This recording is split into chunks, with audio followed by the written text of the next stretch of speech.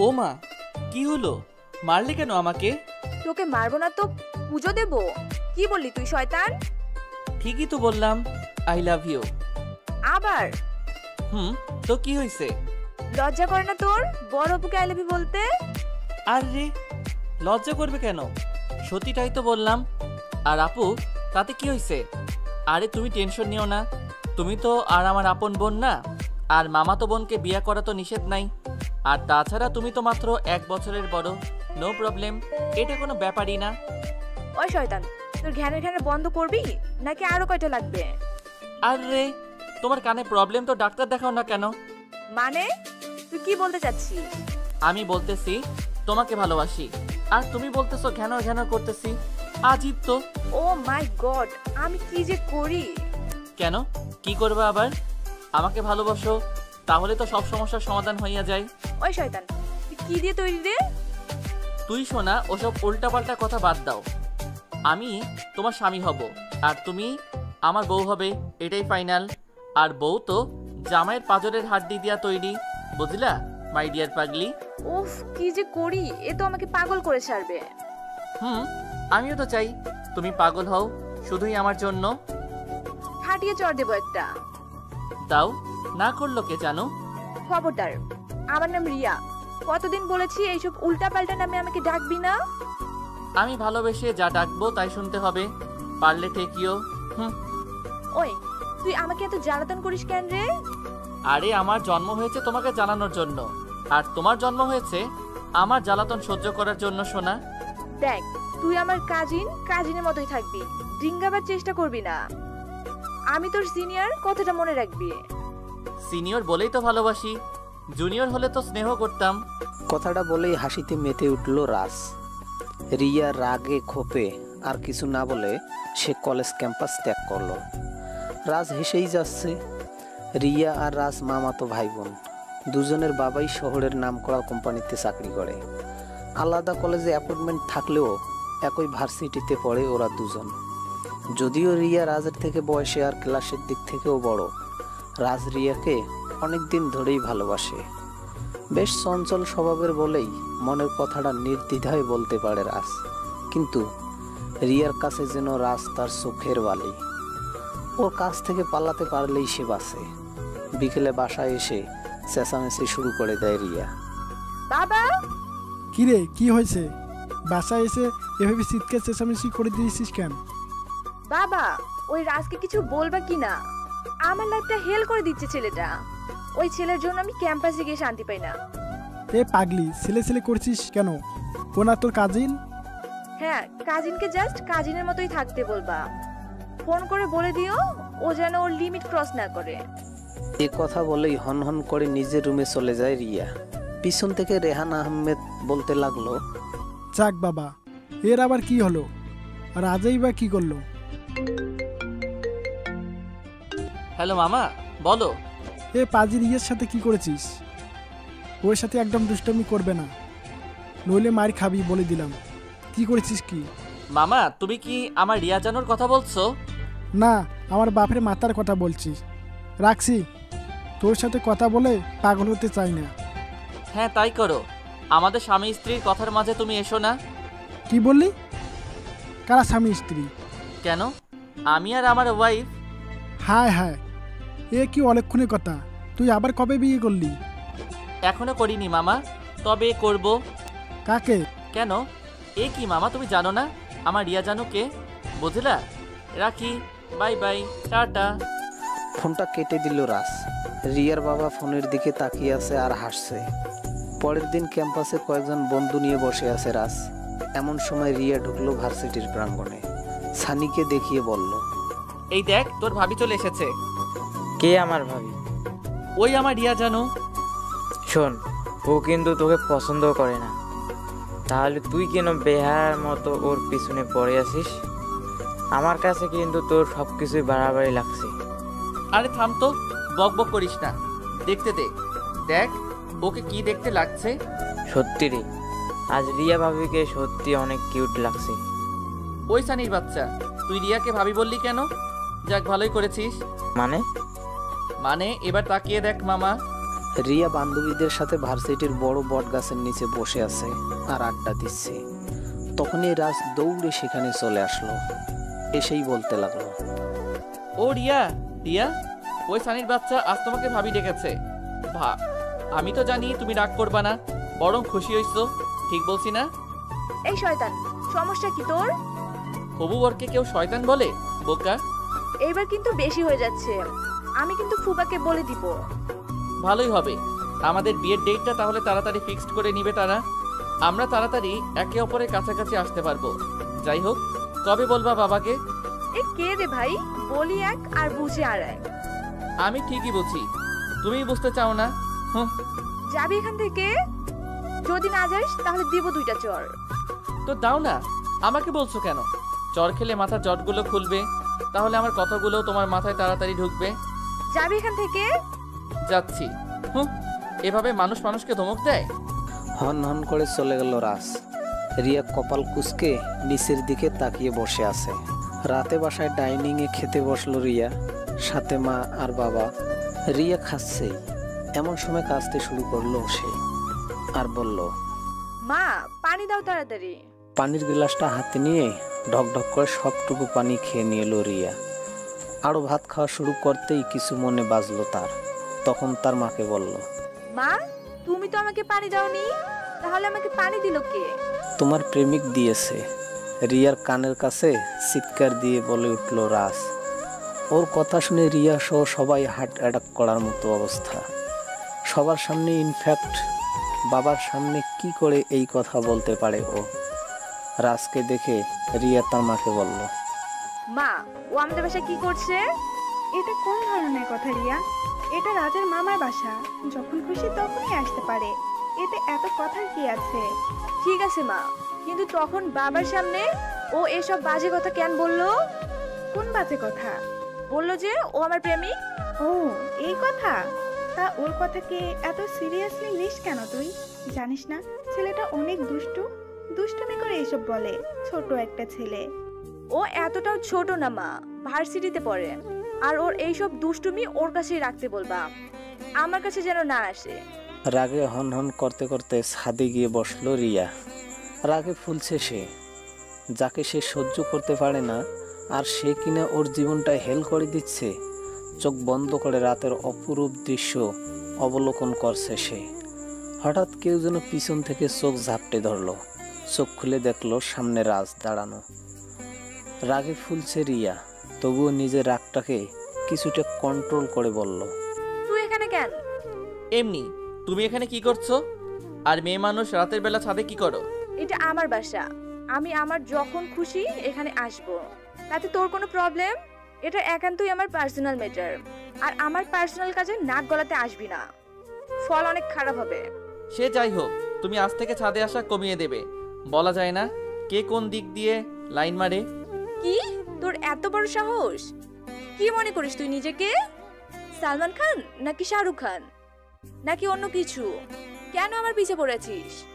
আমি কোনোদিন বলেছি তোকে ভালোবাসি? জোর করে আদায় করতে চাস ভালোবাসা? প্রয়োজন হলে তাই করব। আমার ভালোবাসা আমি জোর করেই আদায় করব, বুঝলা জানু? তুই তুই আসলেই একটা বাজে ছেলে। তুমি আমাকে যা খুশি তা বলো, এইসব কথা আমার এক কানে ঢুকে আরেক কানে বের হয়। দূর, পড়ে থাক তুই ছাদে। রিয়া রাজকে ছাদে রেখেই নিচে চলে আসলো। রাজ রিয়ার যাওয়া দেখছে আর হাসছে। আসলে রিয়াকে রাগাতেই রাজের ভালো লাগে। পরদিন সকালে ব্রেকফাস্ট সেরে রিয়া বাসার সামনে একটা রিক্সা নিয়ে ভার্সিটির উদ্দেশ্যে রওনা হলো। রাজও দৌড়ে গিয়ে ওই রিক্সাটাতেই চেপে বসলো। তা দেখে রিয়া বলল, এই তুই এখানে বসলি কেন? নাম নাম বলছি। কেন নামবো? তুমি ভার্সিটি যাবে, আমিও ভার্সিটি যাব, একসাথে যাই, সমস্যা কি? তাছাড়া আমি তো তোমার কাজিন। অনেক সমস্যা। নাম তুই। দেখো, তুমি আমাকে না নিয়ে গেলে মামাকে বলে দিব তোমার বয়ফ্রেন্ড রাগ করবে বলে আমাকে তোমার সাথে রিক্সায় নিচ্ছ না। মানে? ব্ল্যাকমেইল। আমাকে ব্ল্যাকমেল করা? দেখে নিব তোকে। অনেক সময় পাইবা দেখার। এখন ভার্সিটি যাওয়া লাগবে, সময় কম। ভার্সিটির গেটে কোনো মতে গিয়ে রিক্সাটা থামিয়ে দিল সে। তারপর বলল, নাম এখন। ওকে পাগলি সোনা। বাজে কথা রাখ, যা এখান থেকে। যাচ্ছি, কিন্তু আমি চলে যাওয়ার পর যেন কোনো ছেলের সাথে তোমাকে না দেখি, ঘাড় মোটকে দিব একদম। রাজ চলে গেল নিজের ক্লাসরুমে। রাজের যাওয়াতে রিয়া যেন হাফ ছেড়ে বাঁচল। অনেক দিন কেটে গেল। রিয়ার উপর রাজের কড়া রোমান্টিক অত্যাচারগুলো যেন আরও বেড়ে গেল। রিয়া পদে পদে ওকে অপমান করছে, কিন্তু সেগুলো যেন রাজের গায়েই লাগছে না। একদিন সকালে ভার্সিটি যাওয়ার জন্য তৈরি হচ্ছিল রাজ। এমন সময় রাজের মা এসে রাজের সামনে দাঁড়ালো। হাবভাবে মনে হচ্ছে খুব রেগে আছেন তিনি। মাকে বিভিন্নভাবে উল্টাপাল্টা বুঝিয়ে মায়ের কাছ থেকে নিজের রুমে চলে আসে। নিজের রুমে এসেই রিয়াকে ফোন দেয় সে। কয়েকবার রিং বেজে কেটে গেল, কিন্তু রিসিভ হলো না। আরেকবার কল দিতেই ফোনটা রিসিভ করলো। হ্যালো, জানো তুমি কোথায়? সেটা জেনে তুই কি করবি? প্লিজ বলো, দরকার আছে। ফোন রাখ, বিরক্ত করবি না। বলো না কোথায় আছো প্লিজ। রিয়া ইচ্ছার বিরুদ্ধেই নিজের অবস্থান জানালো রাজকে। অনেক জেদ করেছিল, তাই রাজ 15 মিনিটে সে স্থানে পৌঁছে গেল। রিয়া সহ আরও কয়েকজন বান্ধবী মিলে সামনে একটা স্টলের ব্রেঞ্চে বসেছিল তারা। রাজ সেখানে গিয়েই কাউকে কল দিল। কিছুক্ষণ পর একটা ছেলে আসলো সেখানে। ছেলেটা কিছু একটার সাথে পা লেগে পড়ে যাওয়ার অভিনয় করে রিয়ার গায়ের উপর গিয়ে পড়ে। রিয়াও তাড়াতাড়ি ছেলেটাকে 2 হাতে ধরে ফেলে, আর রাজ সাথে সাথে সেটা ক্যামেরাবন্দি করে নেয়। রাজ মুচকি হাসতে থাকে। আসলে প্ল্যানটা রাজেরই ছিল, আর ছেলেটাও রাজেরই একটা বন্ধু। রাজেই ওকে রিয়ার সাথে এসে পড়ে যাওয়ার অভিনয় করতে বলেছিল। রাজ একটা শয়তানি হাসি হেসে সেখান থেকে কেটে পড়ে। বিকালে সবেমাত্র রিয়া বাসায় ফিরছে। এমন সময় রিয়ার বাবা বেশ কড়া চোখে মেয়ের দিকে তাকালো, আর মেয়ের পথ আগলে দাঁড়ালো। রিয়া বেশ অবাক হলো তার বাবার এরকম আচরণ দেখে। তারপর সে বলল, কি হয়েছে বাবা? কি হয়েছে এটা তুই জিজ্ঞেস করছিস? জানি না কি হয়েছে। না তো, কি হয়েছে? মা বলো তো কি হয়েছে? বাবা এমন করছে কেন? ভাবতে আমার ঘিরে লাগছে, তুই আমার মেয়ে, প্রেম করেছিস ভালো কথা, তাই বলে নিজের মান সম্মান আমার মান সম্মানে মাথা খেয়ে রাস্তাঘাটে যা ইচ্ছে তাই করবি? মানে বুঝলাম না কিছু। কি করেছি আমি? এইগুলো কি? বলেই ছবিগুলো রিয়ার সামনে ধরলো রিয়ার বাবা। ছবিগুলো দেখে রিয়া বেশ অবাক। এইটা তো সেই ছেলেটা যার সাথে সকালে পড়ে ধাক্কা খেয়েছিল রিয়া। এইসব ছবি কে তুললো, আর তার বাবার কাছেই আসলো কিভাবে? এসব ভেবে রিয়া মৌন থেকে গেল। রিয়ার মৌন থাকা অবস্থায় তার বাবা আবার বলে উঠল, কি বলছি উত্তর দাও। রোমান্স করার জায়গার কি অভাব পড়েছে যে পাবলিক প্লেসে তোমাকে যা খুশি তাই করতে হবে? বাবা এটা তো আমি। থাক, আর বলতে হবে না। এখন থেকে ক্যারেক্টার ঠিক করার চেষ্টা করো। তোমার মান সম্মানের ভয় না থাকলেও আমার কাছে আছে। এসব কথা বলে রিয়ার সামনে থেকে চলে গেল তার বাবা। রিয়ার মাথায় কিছু ঢুকছে না, মাথা যেন তার হ্যাং হয়ে রয়েছে। এমন সময় একটা হাসির আওয়াজ এলো তার কানে। পাশে তাকিয়ে দেখলো কিছুটা দূরে রাজ দাঁড়িয়ে তার দিকে তাকিয়ে হাসছে। রিয়ার আর বুঝতে বাকি রইল না এটা কার কাজ। তবুও কিছু বলল না সে, নিজের রুমে চলে গেল। নিজেকে শান্ত করতে পারছে না রিয়া, তাই সে ছাদে চলে গেল। গিয়ে দেখলো ছাদের কর্নারে দোলনায় দুলছে রাজ। রিয়া আস্তে আস্তে রাজের পাশে গিয়ে দাঁড়ালো। রাজ এক পলক রিয়ার দিকে তাকিয়ে আবার চোখ নামিয়ে নিল।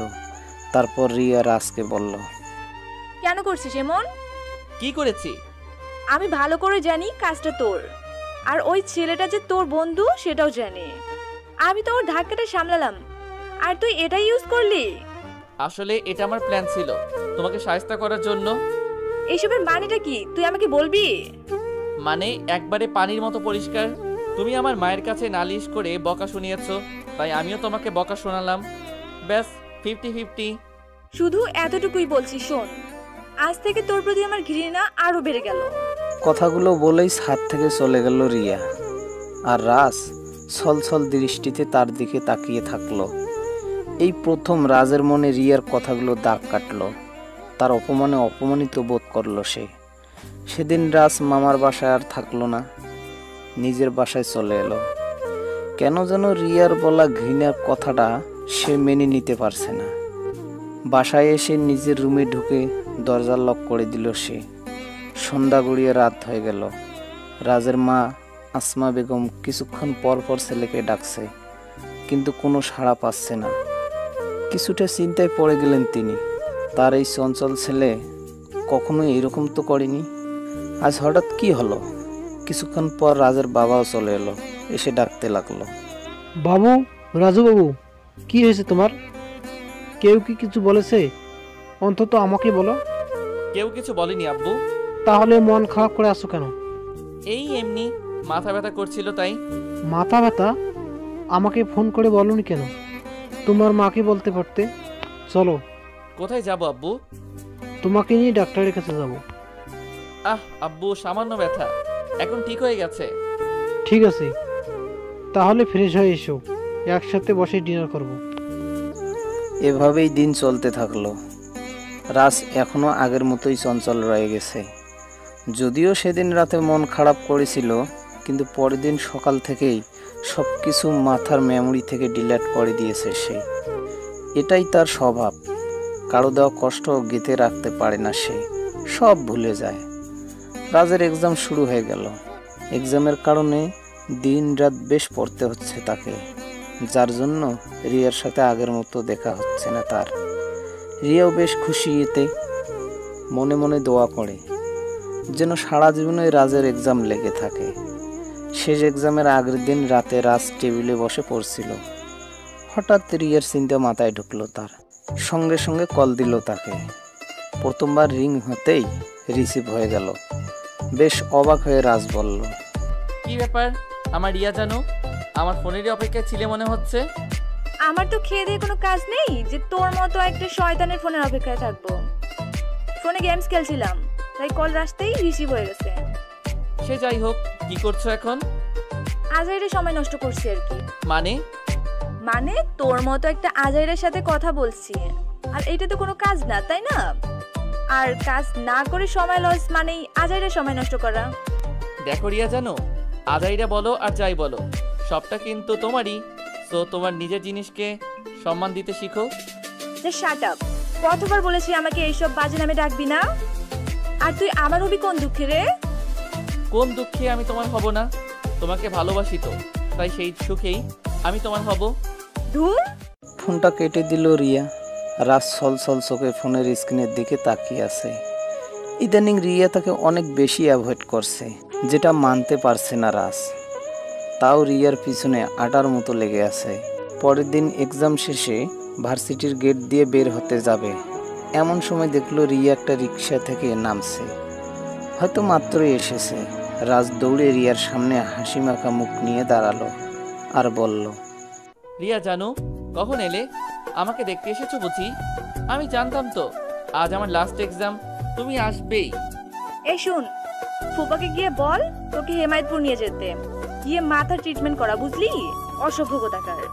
কথাটা বলেই রিয়া রাজের পাশ কাটিয়ে চলে গেল। আর রাজ কিছু বলল না। এই প্রথম সে বুঝতে পারলো আসলে সে রিয়াকে টর্চার করছে, খুব জ্বালাচ্ছে, যেটা মোটেও ঠিক না। কিন্তু কি করবে সে? খুব ভালোবাসে যে সে তার পাগলিকে। তাকে পাওয়ার জন্য সে সব করতে পারে। এক্সাম শেষ হওয়ায় কিছুটা ফ্রি হলো রাজ, তাই পরদিন ব্রেকফাস্ট করে রিয়াদের বাসায় চলে এলো। কয়েকদিন থাকবে সেখানে, রিয়াকে ইমপ্রেস করার জন্য। বাসায় ঢুকে সে রিয়ার মাকে জড়িয়ে ধরলো আর বলতে লাগলো, ও মামি, কি করো? কি আর করব, এতদিনে মনে হলো আমার কথা, আসতে পারিস না? কি করব বলো, আমি তো আসতেই চাই। তোমার মেয়েই তো সব নষ্টের মূল। কেন? ও আবার কি করলো? জানো না, তোমার মেয়ের তো বিয়ের বয়স হয়েছেই, আমারও হয়েছে। আমাদের দুইজনকে একসাথে বিয়ে দিলেই তো পারো, আমি তোমার বাড়ির ঘর জামাই থাকতাম। বাজে ছেলে একটা, এসব কথা কেউ বলে? আর রিয়া তো তোর কাজিন, তাছাড়া সে তোর থেকে বড়, এটা কি করে সম্ভব? আর তুই এখনো কোনো চাকরি করিস না, বিয়ে করে ওকে খাওয়াবি কি? কেন, ও কি সর্বস্তরের খাদক নাকি? কত মানুষ চাকরির আগে বিয়ে করে বউকে খাওয়াইতেছে, আমি কেন পারবো না? খুব পেকে গেছিস তাই না? আচ্ছা মামি, রিয়া জানো কোথায়? তোর বকা শুনতে খুব ভালো লাগে তাই না? বোকার মতো কথা বলো কেন?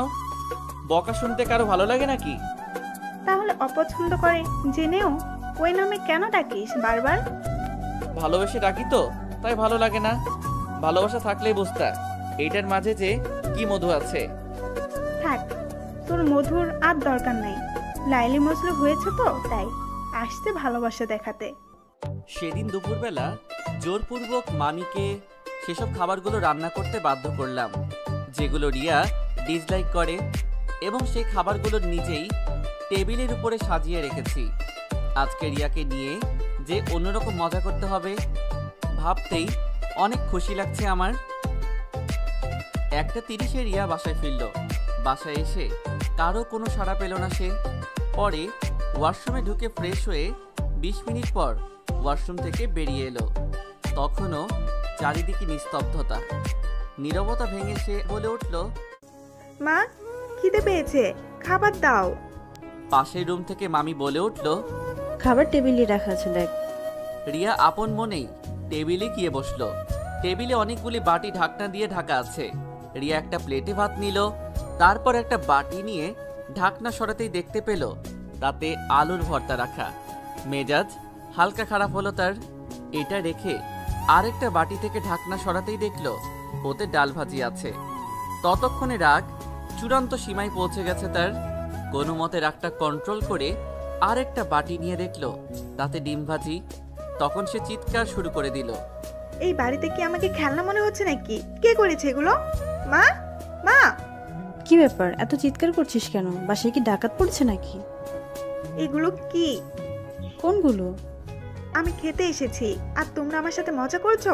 টেবিলে আলুর ভর্তা, ডাল, ডিম। তোমরা জানো না আমি এগুলো ডিসলাইক করি? জানি তো। জেনেও এগুলো কেন করেছো? আমি এখন কি দিয়ে খাবো? এগুলো আমি করিনি, রাজ জোর করে আমাকে করতে বাধ্য করেছে। রাজ? হ্যাঁ আমি করিয়েছি। কেন, তোমার পছন্দ হয়নি? অপছন্দের জিনিস আমার সামনে দিয়ে বলছিস পছন্দ হয়েছে কিনা? আর তুই এসব কেন করেছিস? আসতে না আসতেই তোর বাথরুমে শুরু করে দিয়েছিস। আরে সমস্যাটা কি তোমার? তুই দেখ, আমার সাথে এমন করবি না কিন্তু, নইলে এর পরিণাম ভালো হবে না বলে দিলাম। এগুলো প্রিয় না হলেও প্রিয় করে নাও। এর চেয়ে ভালো রেসিপি আমি তোমাকে প্রতিদিন খাওয়াতে পারবো না, কারণ আমি এখনো আয় করতে শিখি নাই। তাই ভাবলাম বিয়ের আগেই এই খাবারগুলোও খাওয়া শিখে নাও, একটু একটু টাকা বাঁচাতে শিখো। গাছে কাঁঠাল গোফে তেল, আমার জন্য তোর এত চিন্তা করতে হবে না। যা এখান থেকে। কোনো একদিন আমায় তুমি খুঁজবে, সেই দিন ওগো প্রিয় আমার ভালোবাসা বুঝবে। বুঝলা রিয়া জানো? তুই যাবি এখান থেকে? আর মা, ও তো একটা পাগল, তাই এমন করেছে। তুমি কি পাগল নাকি? তুমি তো জানো আমি এগুলো খাই না, তাও ওর সাথে মিলে এমন করলে। এখন যে আমার খিদে পেয়েছে, খাবো কি? চেঁচামেচি করবি না, তুই বস, আমি খাবার আনছি। আজ 2 দিন হলো আমি রিয়াদের বাসায় এসেছি। এই 2 দিনে আমি নানানভাবে রিয়াকে ইমপ্রেস করার চেষ্টা করছি, কিন্তু সবগুলো উপায় নেগেটিভ। বিকালে রিয়া বেলকনিতে বসে কফি খাচ্ছিল। আমি একটা গিটার নিয়ে রিয়ার খুব কাছাকাছি গিয়ে দাঁড়িয়েছি, কিন্তু রিয়াকে খেয়াল করিনি, রিয়াও খেয়াল করে নাই।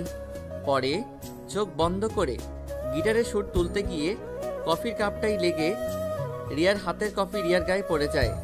ধরফড়িয়ে উঠে বলতে লাগলো, এই শয়তান, তোর সমস্যা কি? রিয়ার আকস্মিক চিৎকারে আটকে উঠে বলতে লাগলাম, মানে কি হয়েছে? বুঝিস না? চোখে দেখিস না কি হয়েছে? আর কত জ্বালাবি আমাকে? আমাকে ভালোবাসিস তাই না? এই তোর ভালোবাসা? ভালোবাসার নামে আমাকে মানসিকভাবে টর্চার করছিস কেবল। কি ক্ষতি করেছি আমি তোর? কেন করছিস আমার সাথে এমন? আমি তোর কোন জন্মের শত্রু রে, যে তুই এই জন্মে তার শোধ নিচ্ছিস? কেন এখানে পড়ে আছিস আমার রাতের ঘুম হারাম করতে? তুই আসার পর থেকে ঠিকমতো খেতেও পারছি না। এখন কি শান্তিতে একটু কফিও খেতে দিবি না? বেহাইয়া কোথাকার! প্রচন্ড ঘৃণা নিয়ে কথাগুলো বলল রিয়া। আমি হতভম্ব হয়ে মাথা নিচু করে রিয়ার কথাগুলো শুনছিলাম। চোখে নোনা জল আসতে চাইছে, তবুও আটকে রাখলাম। তারপর কাঁদো কাঁদো কণ্ঠে বললাম, আসলে আমি নেকা শাস্তে যাবি না একদম বলে দিলাম। আমার লাইফটা হেল করে দিয়েছিস তুই। ঘৃণা করি আমি তোর মতো ছেলেকে। রিয়ার আগে গজগজ করতে করতে ছাদে চলে গেল। আমি সেখানে ঠায় দাঁড়িয়ে আছি। আজ আমার রিয়ার কথায় অনেক কষ্ট লাগছে, তাই আর এক মুহূর্ত এখানে থাকলাম না। আমার চলে যাওয়া দেখে মামি বলল, আজই চলে যাবি? আর কিছুদিন থেকে গেলেই তো পারতি। আরেকদিন আসবো মামি, আব্বুর জন্য মনটা বড্ড টানছে। তুমি আমাদের বাসায় আসিও তো একদিন। সময় পেলে নিশ্চয় যাব, তুই আবার আসিস কিন্তু। আচ্ছা, এখন আসি তাহলে। আচ্ছা, সাবধানে যাস, আর বাসায় পৌঁছে ফোন দিস। আমি চলে এলাম নিজের বাসায়। আসলে রিয়ার বলা কথাগুলো আমার মনকে শান্তি দিচ্ছিল না। বারবারই মনে হচ্ছিল আমি অন্যায় করছি, থাকলে হয়তো অন্যায়ের বোঝা বাড়তেই থাকতো। তাই তখনই ব্যাকপ্যাক গুছিয়ে নিজের বাসায় চলে আসলাম। অন্যদিকে ছাদে দোলনাতে বসে আছে রিয়া, আর নিজে নিজে বলছে, আসলে তখন রাজের সাথে এতটা বাজে বিহেভস না করলেই পারতাম। শুধু শুধু এতগুলো কথা শোনালাম তাকে। অচমকা কেন যে এতটা রাগ উঠে গেছিল বুঝতেই পারছিলাম না। ছেলেটা তো তখন ইচ্ছে করে এমন করেনি। মনের ভুলে একটু কফি না হয় আমার গায়ে পড়েই গেছিল, তাই বলে এতটা কটু কথা বলা উচিত হয়নি আমার। এইসব কথা ভাবতে ভাবতেই তার মায়ের রুমে গেল রিয়া। চারপাশে চোখ বুলিয়ে দেখলো তার মা একাই বেডে শুয়ে আছে। আমি আমার রুমে নেই, কিন্তু এই সময় আমার তো এখানেই থাকার কথা। এইসব ভাবছিল রিয়া। তখনই তার মা অর্থাৎ আমার মামি বলল, কিরে মা, কিছু বলবি তুই? হ্যাঁ, না মানে কি মানে মানে করছিস? বলে ফেল, কি হয়েছে? মা, রাজ কোথায়? ও তো বাসায় চলে গেছে। কখন গেল মা?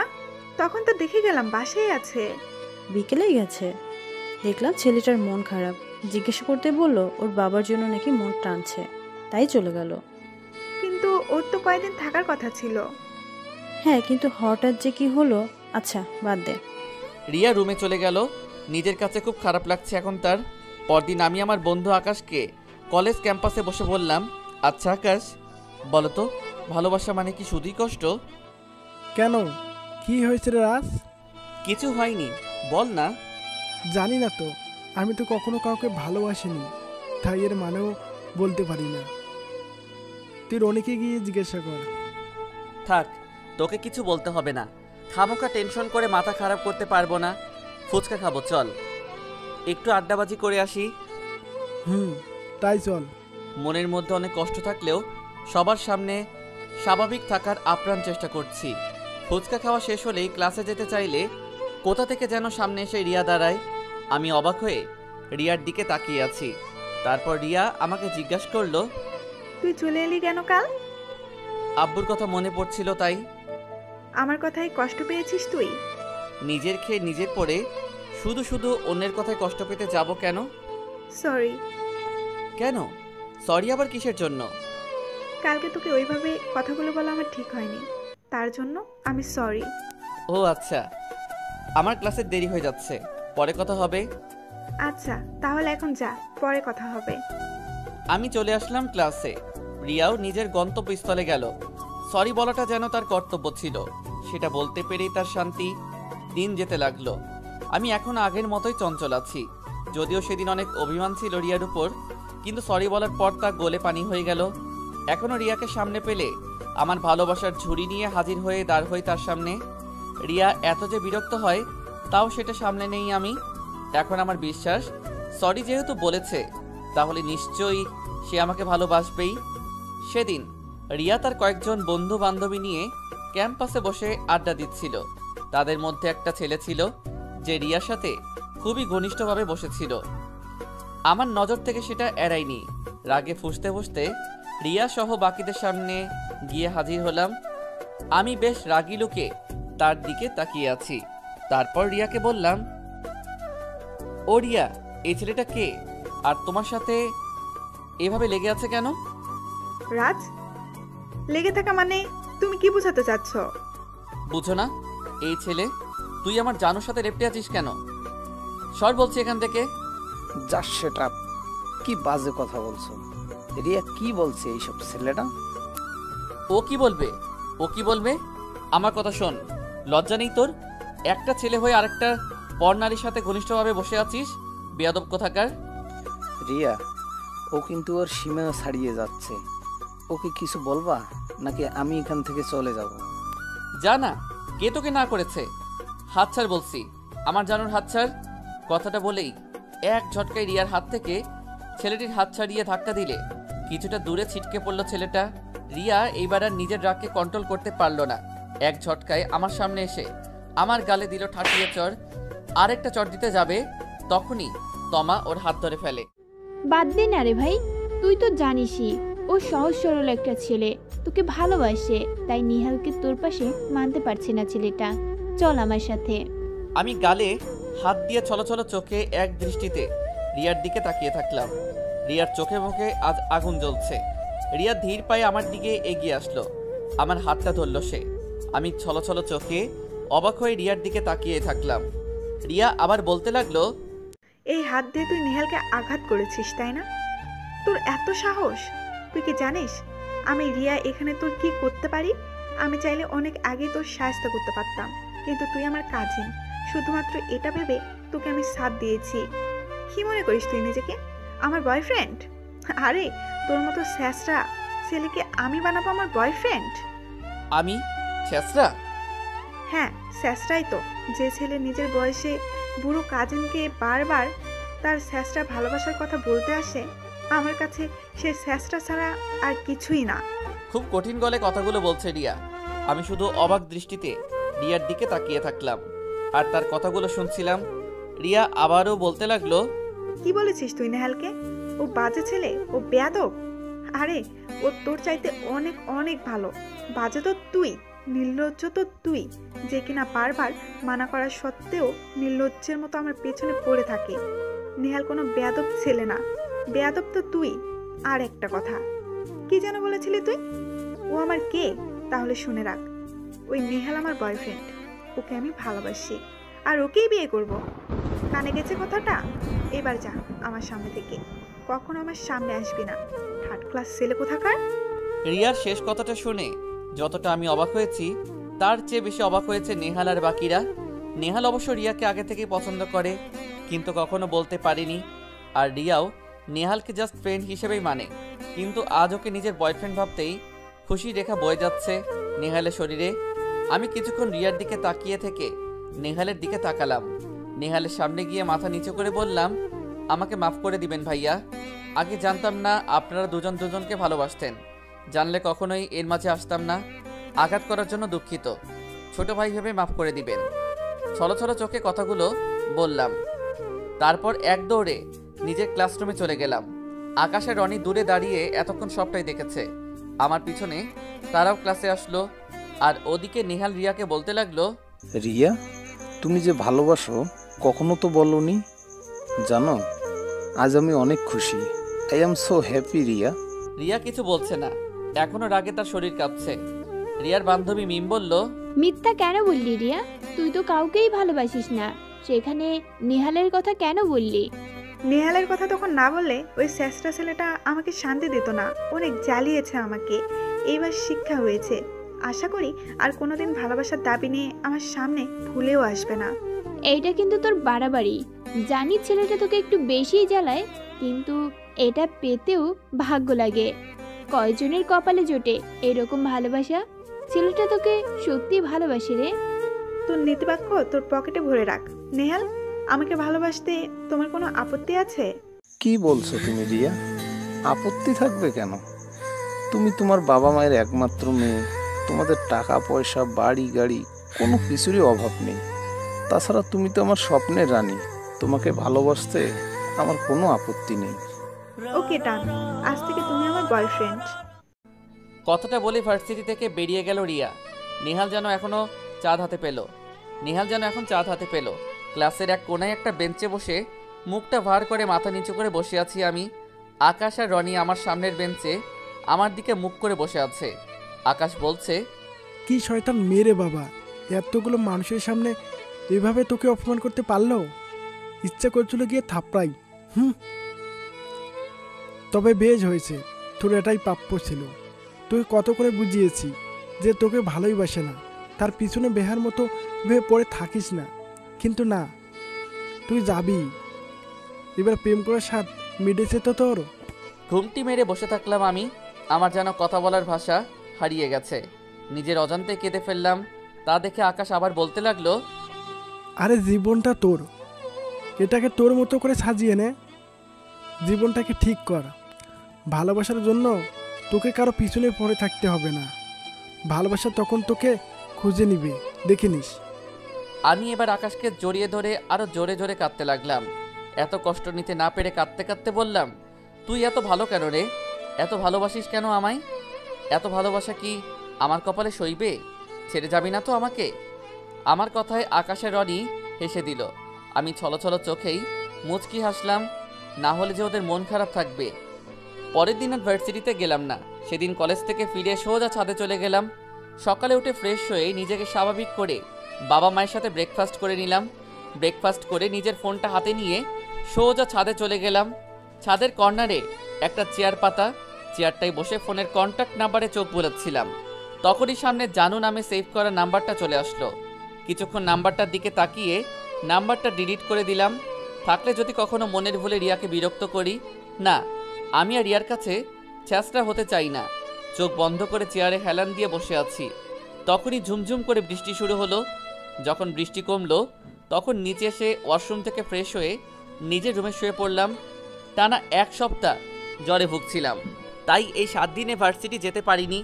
ট্রিটমেন্টে কোনো ত্রুটি রাখেনি আমার মা বাবা, একমাত্র ছেলেকে যে তারা অনেক ভালোবাসে। আকাশ আর রনি 2 দিন দেখা করে গেছে। আজ ভার্সিটি যাব, অনেক দিন পর সবার সাথে দেখা হবে, ক্যাম্পাসটা দেখব, ভাবতে খুশি লাগছে আমার। পরক্ষণে সেদিনের কথাটা মনে পড়তেই মনটা আবারও খারাপ হয়ে গেল। কিন্তু না, এইসব নিয়ে মাথা কামালে চলবে না। তাই আমি পিছনে সব কিছু ভুলে গিয়ে আজ থেকে জীবনের নতুন অধ্যায় শুরু করব। ভার্সিটির বড় বটগাছটার নিচে বসে কথা বলছে নেহাল আর রিয়া। নেহাল বকবক করছে, কিন্তু রিয়ার তেমন কোনো রেসপন্স পাচ্ছে না সে। তখনই তমা আর মিম এসে উপস্থিত হলো সেখানে। তমা বলল, হ্যালো গাইস, কি খবর? ভালো, তোর কি খবর? আমি সবসময় ভালো থাকি। আচ্ছা রিয়া, রাজের কোনো খোঁজ নিয়েছিস? ছেলেটাকে সেদিনের পর থেকে ক্যাম্পাসে আসতে দেখিনি, কোনো বিপদ হলো না তো? ও মরে যাক, ওর মতো ছেলের মরে যাওয়াটাই ভালো। তাহলে একাই রাজত্ব করতে পারবে, তাই তো? মানে? তোমার জন্যই সব হয়েছে। অন্যের ক্ষতি করে নিজে কখনো সুখী হতে পারবে না, দেখে নিও। ভালোবাসো তো ওর টাকা পয়সাকে, মাঝখান থেকে ওই বোকা ছেলেটাকে কাঁদালে, ওর দুর্বলতার সুযোগ নিলে। সেদিন তুমি যদি সিন ক্রিয়েট না করতে তাহলে আজ এমন হতো না। তুমি তো জানো ছেলেটা কত সহজ সরল, তাই রিয়াকে উস্কানি দিয়েছিলে, সুযোগ নিয়েছিলে। ভাবতেই ঘৃণা লাগে, তুমি আমাদের ফ্রেন্ড। রিয়া, দেখেছো ও কি সব বাজে কথা বলছে? নেহাল যদি লুফি হয়, তুই তো মীর জাফর, আমাদের সাথে থেকে ওই স্যাসরা ছেলের হয়ে উকালতি করছিস। আমারও ভাবতে অবাক লাগছে, তুই আমার বন্ধু, লাগবে না তোর মতো ফ্রেন্ড আমার। যা আমার সামনে থেকে। যাচ্ছি, তবে শুনে রাখো, একটা সামান্য লোভী ছেলের উস্কানিতে যে ভালোবাসাকে চিনতে পারে না, একটা লোভী ছেলের উস্কানিতে যে এতদিনের বন্ধুত্ব নষ্ট করতে পারে, সে কখনো বন্ধু হওয়ার যোগ্য রাখে না। তমা ওদের কাছ থেকে চলে গেল। নেহাল বেশ খুশি, কারণ একমাত্র তমাই ছিল তার বিরোধী। এখন সেও চলে গেছে, এখন পথ ক্লিয়ার। একটা শয়তানি হাসি দিল সে। রিয়া নিচের দিকে মুখ করে বসে আছে। এমন সময় পাশে একটা হাসির আওয়াজ আসলো তার কানে। তাকিয়ে দেখলো আকাশ, রনি আর আমি। সাথে সাথে চোখ নামিয়ে নিল সে। বেশি বিরক্ত হয়ে একা একাই বলতে লাগলো, এই চলে এসেছে, এবার আবারও আমার হাড় মাংস জ্বালিয়ে ছাড়বে। রিয়া মুচকি এসে আবারও আমার দিকে তাকালো, কিন্তু না, রিয়াকে পাশ কাটিয়ে আমি চলে গেলাম নিজের ডিপার্টমেন্টের সামনে। বেশ অবাক চোখে আমার দিকে তাকিয়ে আছে রিয়া। যে আমি রিয়ার একটা নিঃশ্বাসের শব্দ পেলে তার কাছে ছুটে আসতাম, সে কিনা আজ এতদিন পরে এসেও একটাবার তার দিকে তাকানোর প্রয়োজনও মনে করলো না। বিষয়টা খুব হার্ট করলো রিয়াকে। তারপর নিজেই নিজেকে সান্ত্বনা করে বলতে লাগলো, ধুর, কি ভাবছি আমি? ওকে তো আমি ঘৃণা করি, প্রচন্ড ঘৃণা করি। আমি নিজেকে যথাসাধ্য স্বাভাবিক রাখার চেষ্টা করছি, কিন্তু পারছি না। রিয়ার সামনে দিয়ে নিজেকে স্বাভাবিক রেখে হাসি খুশিতে আসতে গিয়ে বুকটা ফেটে যাচ্ছিল আমার। একটা ক্লাস করে ক্যাম্পাসে গিয়ে একা একা বসে আছি, ক্লাস করতে ইচ্ছে করছে না। আমি এদিক সেদিক তাকালাম, দেখি কিছুটা দূরে রিয়া বসে আছে নেহালের সাথে। আবারও চোখ দুটো ছলছল করছে আমার। চোখগুলোকে যত সম্ভব কন্ট্রোলে রাখার চেষ্টা করছি, কিন্তু না চাইতেও চোখগুলো বারবার রিয়ার দিকে তাকাচ্ছে। রিয়া বেশ হাসি খুশি আছে নেহালকে নিয়ে, হেসে হেসে কথা বলছে নেহালের সাথে। হয়তো নেহালকে নিয়ে খুব সুখেই আছে। সেখানে আর থাকতে না পেরে সেখান থেকে নিজেকে যথেষ্ট লুকিয়ে ভার্সিটি থেকে বের হতে যাচ্ছি। আমাকে ক্লাসে দেখতে না পেয়ে ক্লাস থেকে বের হয়ে আশেপাশে খুঁজলো রনি। হঠাৎ দেখতে পেলো আমি চলে যাচ্ছি, তাই সামনে এগুতে এগুতেই জোরে ডাকলো সে আমাকে। রিয়া নেহালের সাথে কথা বলায় ব্যস্ত ছিল। হঠাৎ আমার নামটা শুনে বুকে ধক করে উঠল। রনির দৃষ্টি অনুযায়ী গেটের দিকে তাকিয়ে দেখলো আমি চলে যাচ্ছি। আচমকাই মনটা খারাপ হয়ে গেল তার। নেহাল ব্যাপারটা খেয়াল করলো, তারপর বলল, কি হয়েছে রিয়া? রাজ আমাকে খুব এড়িয়ে চলছে, কখনো এরকম করেনি ও আমার সাথে। তুমি এখনো ওই ছেলেকে নিয়ে পড়ে আছো? আমাকে সামনে রেখে ওর কথা ভাবছো কিভাবে? না মানে, রাগ করো না প্লিজ, ভুল করে ওর কথা বলে ফেলেছি। সবসময় জ্বালাতো তো তাই, আর ওকে তো সহ্যই করতে পারি না, তাই ওর কথা ভাবার কোনো প্রশ্নই ওঠে না। ঠিক তো? 100% কথা দিলাম। দিন যেতে লাগলো। আমি এখন অনেকটা স্বাভাবিক। আগের রাজ আর এখনকার রাজের মধ্যে অনেক পার্থক্য নেই, যদিও মনের মধ্যে সব কষ্ট চাপা দিয়ে স্বাভাবিক থাকার অভিনয় করছি। রাতে রিয়া বাসায় ফিরে সোফায় বসলো। রিয়ানের মা রিয়ার পাশে এসে বসলো। রিয়াকে যথেষ্ট ক্লান্ত দেখাচ্ছে। রিয়ার মাথায় হাত রেখে বলল, কিছু হয়েছে রিয়া? কই কিছু না তো, আমার আবার কি হবে মা? কিছুদিন ধরে তোকে খুবই আনমনা দেখছি, কি হয়েছে বল আমাকে। কি যে বলো মা, আমার আবার কি হবে? তুমি খামোকাই চিন্তা করছো। কিছু না হলেই ভালো, চল খাবি। খাবার রেডি করো, আমি ফ্রেশ হয়ে আসছি। রাতের খাবার সেরে রুমে গিয়ে শুয়ে পড়ল রিয়া। কেন জানি কিছুই ভালো লাগছে না তার। ভালো না লাগার কারণটাই খুঁজে পাচ্ছে না সে। এমন সময় ফোনটা বেজে উঠল তার। রিসিভ করতে ইচ্ছে করছে না, তাও করলো। তা না হলে নিহাল হয়তো রাগ করবে। ইচ্ছের বিরুদ্ধে কানে ধরে কথা বলা শুরু করলো সে। হ্যালো নেহাল, বলো। কি করছো রিয়া? এই তো শুয়ে আছি, তুমি? আমিও শুয়ে আছি। খেয়েছো? আচ্ছা, কেন ফোন করেছো এবার বলো। রিয়া, আমি তো তোমার বয়ফ্রেন্ড। আমি যখন তখন তোমাকে ফোন করতে পারি, তাই না? ও সরি, আসলে একটু আনমনা হয়ে গেছিলাম।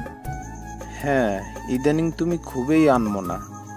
আমি তো এখন পুরনো হয়ে গেছি, তাই না? এই ছি ছি, এইসব কেন বলছো? তোমাকে আমি ভালোবাসি, আর ভালোবাসা কি কখনো পুরনো হয়? কথাটা রিয়া নেহালকে বলল ঠিকই, কিন্তু কথাটা বলেই আবার মনে মনে ভাবতে লাগলো, আমি কি নেহালকে সত্যি ভালোবাসি? না না, আমি তো রাজের কাছ থেকে মুক্তি পেতে আর রাগের মাথায় ওকে ভালোবাসার কথা বলেছিলাম। কিন্তু এখন কি হবে? এই ছেলেটা যে আমাকে সত্যিই ভালোবাসে, এখন যদি আমি মানা করি তাহলে তো কষ্ট পাবে। কি হলো রিয়া, হারিয়ে গেছো নাকি? না না, বলো। বলছিলাম কি, কিছুদিন পর আমার বার্থডে। তাই? কই বলনি তো। এই তো বললাম। তোমার বার্থডে কবে? এই তো সামনে শুক্রবার। এখন বলো, বার্থডেতে আমাকে কি গিফট দিবা? এই বোকা, গিফট কি কেউ চেয়ে নেয়? আর কি দেব সেটা এখনো ডিসাইড করিনি, মাত্রই তো খবর পেলাম। সময় হোক গিফট পেয়ে যাবে। গিফটে কিন্তু খুব দামি দিতে হবে, না হলে আমার ফ্যামিলির সামনে আর ফ্রেন্ড সার্কেলের কাছে আমার মাথা কাটা যাবে, বলে দিলাম কিন্তু। এখন রাখি, বাই। নেহাল ফোনটা রেখে দিল। রিয়া ফোনের দিকে তাকিয়ে আছে, ভাবছে গিফট তো গিফটই, সেটা দামি হোক আর কম দামি, তাই বলে সে এভাবে বলবে? মনে হাজারো চিন্তা ঘুরপাক খাচ্ছে রিয়ার। আর মাত্র একদিন পর নেহালের বার্থডে, তাই দুদিন ধরে নেহাল ভার্সিটি যাচ্ছে না, আর রিয়াকেও যেতে দিচ্ছে না। শুধু রিয়াকে নিয়ে ডিসকাস করে কিভাবে পার্টি অ্যারেঞ্জ করবে, কিভাবে বার্থডে স্পেস সাজাবে, কাকে কাকে ইনভাইট করবে। শুক্রবার সন্ধ্যার পরে নেহাল তার সব ফ্রেন্ড সার্কেল আর ফ্যামিলি নিয়ে বার্থডে স্পেসে উপস্থিত হলো। রিয়া এখনও পার্টিতে জয়েন করেনি। সেদিকে নেহালের কোনো ভ্রুক্ষেপ নেই। সে তার ফ্রেন্ড সার্কেল নিয়ে পার্টি এনজয় করছে। 10টা বাজতে আর 10 মিনিট বাকি। রিয়া এখনও সেখানে উপস্থিত হয়নি। নেহাল কেক কাটার প্রিপারেশন নিচ্ছে। এমন সময় রিয়া এসে উপস্থিত হয় সেখানে। রিয়াকে দেখে নেহালের মুখেও হাসি ফুটল। নিজে গিয়ে অভ্যর্থনা জানালো রিয়াকে আর বলল, এত দেরি হলো কেন তোমার? আর বলো না, জ্যামে আটকা পড়েছিলাম। ও, আমার গিফট কোথায়? তোমার হাত তো দেখছি খালি। আমার বন্ধু বান্ধব, আত্মীয় স্বজন সবাই আমাকে কত দামি দামি গিফট করলো, আর তুমি খালি হাতে এসেছো। রিয়া কিছুটা অবাক হলো নেহালের কথায়। তারপর ব্যাগ থেকে একটা ছোট্ট বক্স বের করলো সে। নেহালকে অবাক করে দিয়ে নেহালের অনামিকা আঙুলে রিংটা পরিয়ে দিল সে। নেহাল আচমকাই খুশিতে আত্মহারা হয়ে গেল। সকলের সামনে রিয়াকে জড়িয়ে ধরে বলতে লাগলো, তুমি আমার জন্য এত দামি গিফট আনবে? আমি তো ভাবতেই পারছি না কেউ আমাকে এত দামি একটা ডায়মন্ড রিং গিফট করবে। I am so happy, I am proud of you. ছাড়ো নেহাল, এখানে অনেকেই আছে আর তোমার কেক কাটার সময় হয়ে গেছে। ও সরি, চলো। নেহালের এক পাশে রিয়া দাঁড়ালো, আর রিয়ার পাশে নেহালের একটা মেয়ে ফ্রেন্ড দাঁড়ানো। রিয়া তাকে চিনে না। সবাই নেহালকে ঘিরে দাঁড়ালো। নেহাল কেক কাটলো। কেক কাটতেই সবাই নেহালকে উইশ করতে লাগলো। রিয়া একটা কেকের টুকরো হাতে নিয়ে নেহালের মুখে পুড়ে দিয়ে বলল, many many happy returns of the day dear. Thanks. Nehal একটা কেকের টুকরো হাতে নিয়ে রিয়ার দিকে এগোতে লাগলো। রিয়া হাঁ করতেই পাশে দাঁড়ানো মেয়েটার মুখে কেকটা পুড়ে দিল নেহাল। রিয়া হতবাক হয়ে তাকিয়ে রইল তার দিকে। ব্যাপারটা তার জন্য মারাত্মক অপমানজনক। সেদিকে নেহালের কোনো ভ্রুক্ষেপ নেই। সে সবার সাথে ফুর্তি করছে। রাতে নেহাল অনেক ড্রিঙ্কসও করেছে। রিয়াকেও করতে অনুরোধ করেছে সে, কিন্তু রিয়া তখনই চলে আসলো নিজের বাসায়। এইসব ড্রামা তার ভালো লাগছে না। নিজেকে আজ যথেষ্ট ছোট মনে হচ্ছে তার। আরও 2 দিন পর নেহাল ভার্সিটিতে এলো। এই 2 দিন রিয়া না নেহালের সাথে যোগাযোগ করছে, আর না যোগাযোগ করার চেষ্টা করেছে। অবশ্য নেহাল কয়েকবার রিয়াকে ফোনে ট্রাই করেছে, কিন্তু পায়নি। রিয়া মন খারাপ করে ভার্সিটির বড় গাছটার নিচে বসে আছে। এমন সময় মিম এসে তার পাশে বসলো। মিম পাশে বসতেই রিয়া বলল, হাই দোস্ত, কি খবর? কেমন আছিস? এই তো ভালো। তোর কি খবর? আজকাল তোকে দেখা যায় না। ভার্সিটিতে আসিস না কেন? না, এমনিতেই। যাই হোক, ভালোই আছিস তাহলে? কিন্তু তুই ভালো নেই। কি করে বুঝলি? ছোট থেকে একসাথে বড় হয়েছি দোস্ত, তোর মুখ দেখেই বুঝতে পারি সব। কি হয়েছে বল দেখি, কিছু করতে পারি কিনা। আরে কি যে বলিস, কিছু হয়নি। বলবি না তো? আচ্ছা, চাপ দেব না, চল ক্লাসে যাই। না রে, ক্লাস করার মুড নেই, তুই যা। ওকে, তাহলে আমি ক্লাসে গেলাম, তুই থাক। মিম চলে গেল। রিয়া নিচের দিকে তাকিয়ে বসে আছে। এমন সময় নেহাল এসে ওর পাশে বসেই হাত জড়িয়ে ধরল আর বলল, কি হয়েছে রিয়া? ফোন দিচ্ছ না, আমার ফোনও রিসিভ করছো না। Anything wrong? এখানে কেন এসেছ? তোমার ওই বন্ধু কোথায়? কোন বন্ধু? কার কথা বলছো? ওই যে পার্টিতে যাকে পেয়ে আমাকে ভুলে গিয়েছিলাম। ও, রিনির কথা বলছো? রিনি নাকি অন্য কেউ, সেটা জানার প্রয়োজন আমার নেই। আরে রাগ করছো কেন? সেদিনের জন্য আমি সরি। আসলে ওই দিন সবাই উপস্থিত ছিল। সেখানে তোমাকে নিয়ে এত মাতামাতি করলে সবাই কি ভাবতো বলো তো? তাই ওই মেয়ের সাথে মাতামাতি করেছো? মানে কিছু না, বাদ দাও। বলেই রিয়া কোথায় যেন গিয়েছে। নেহালকে 5 মিনিটের কথা বলে প্রায় 10 মিনিট হয়ে গেল, এখনও আসছে না। নেহাল উঠে দাঁড়িয়ে হাঁটাহাঁটি করতে লাগলো। আমি সবেমাত্র কলেজে ঢুকলাম। আজ খুব লেট হয়ে গেছে কলেজে আসতে আমার।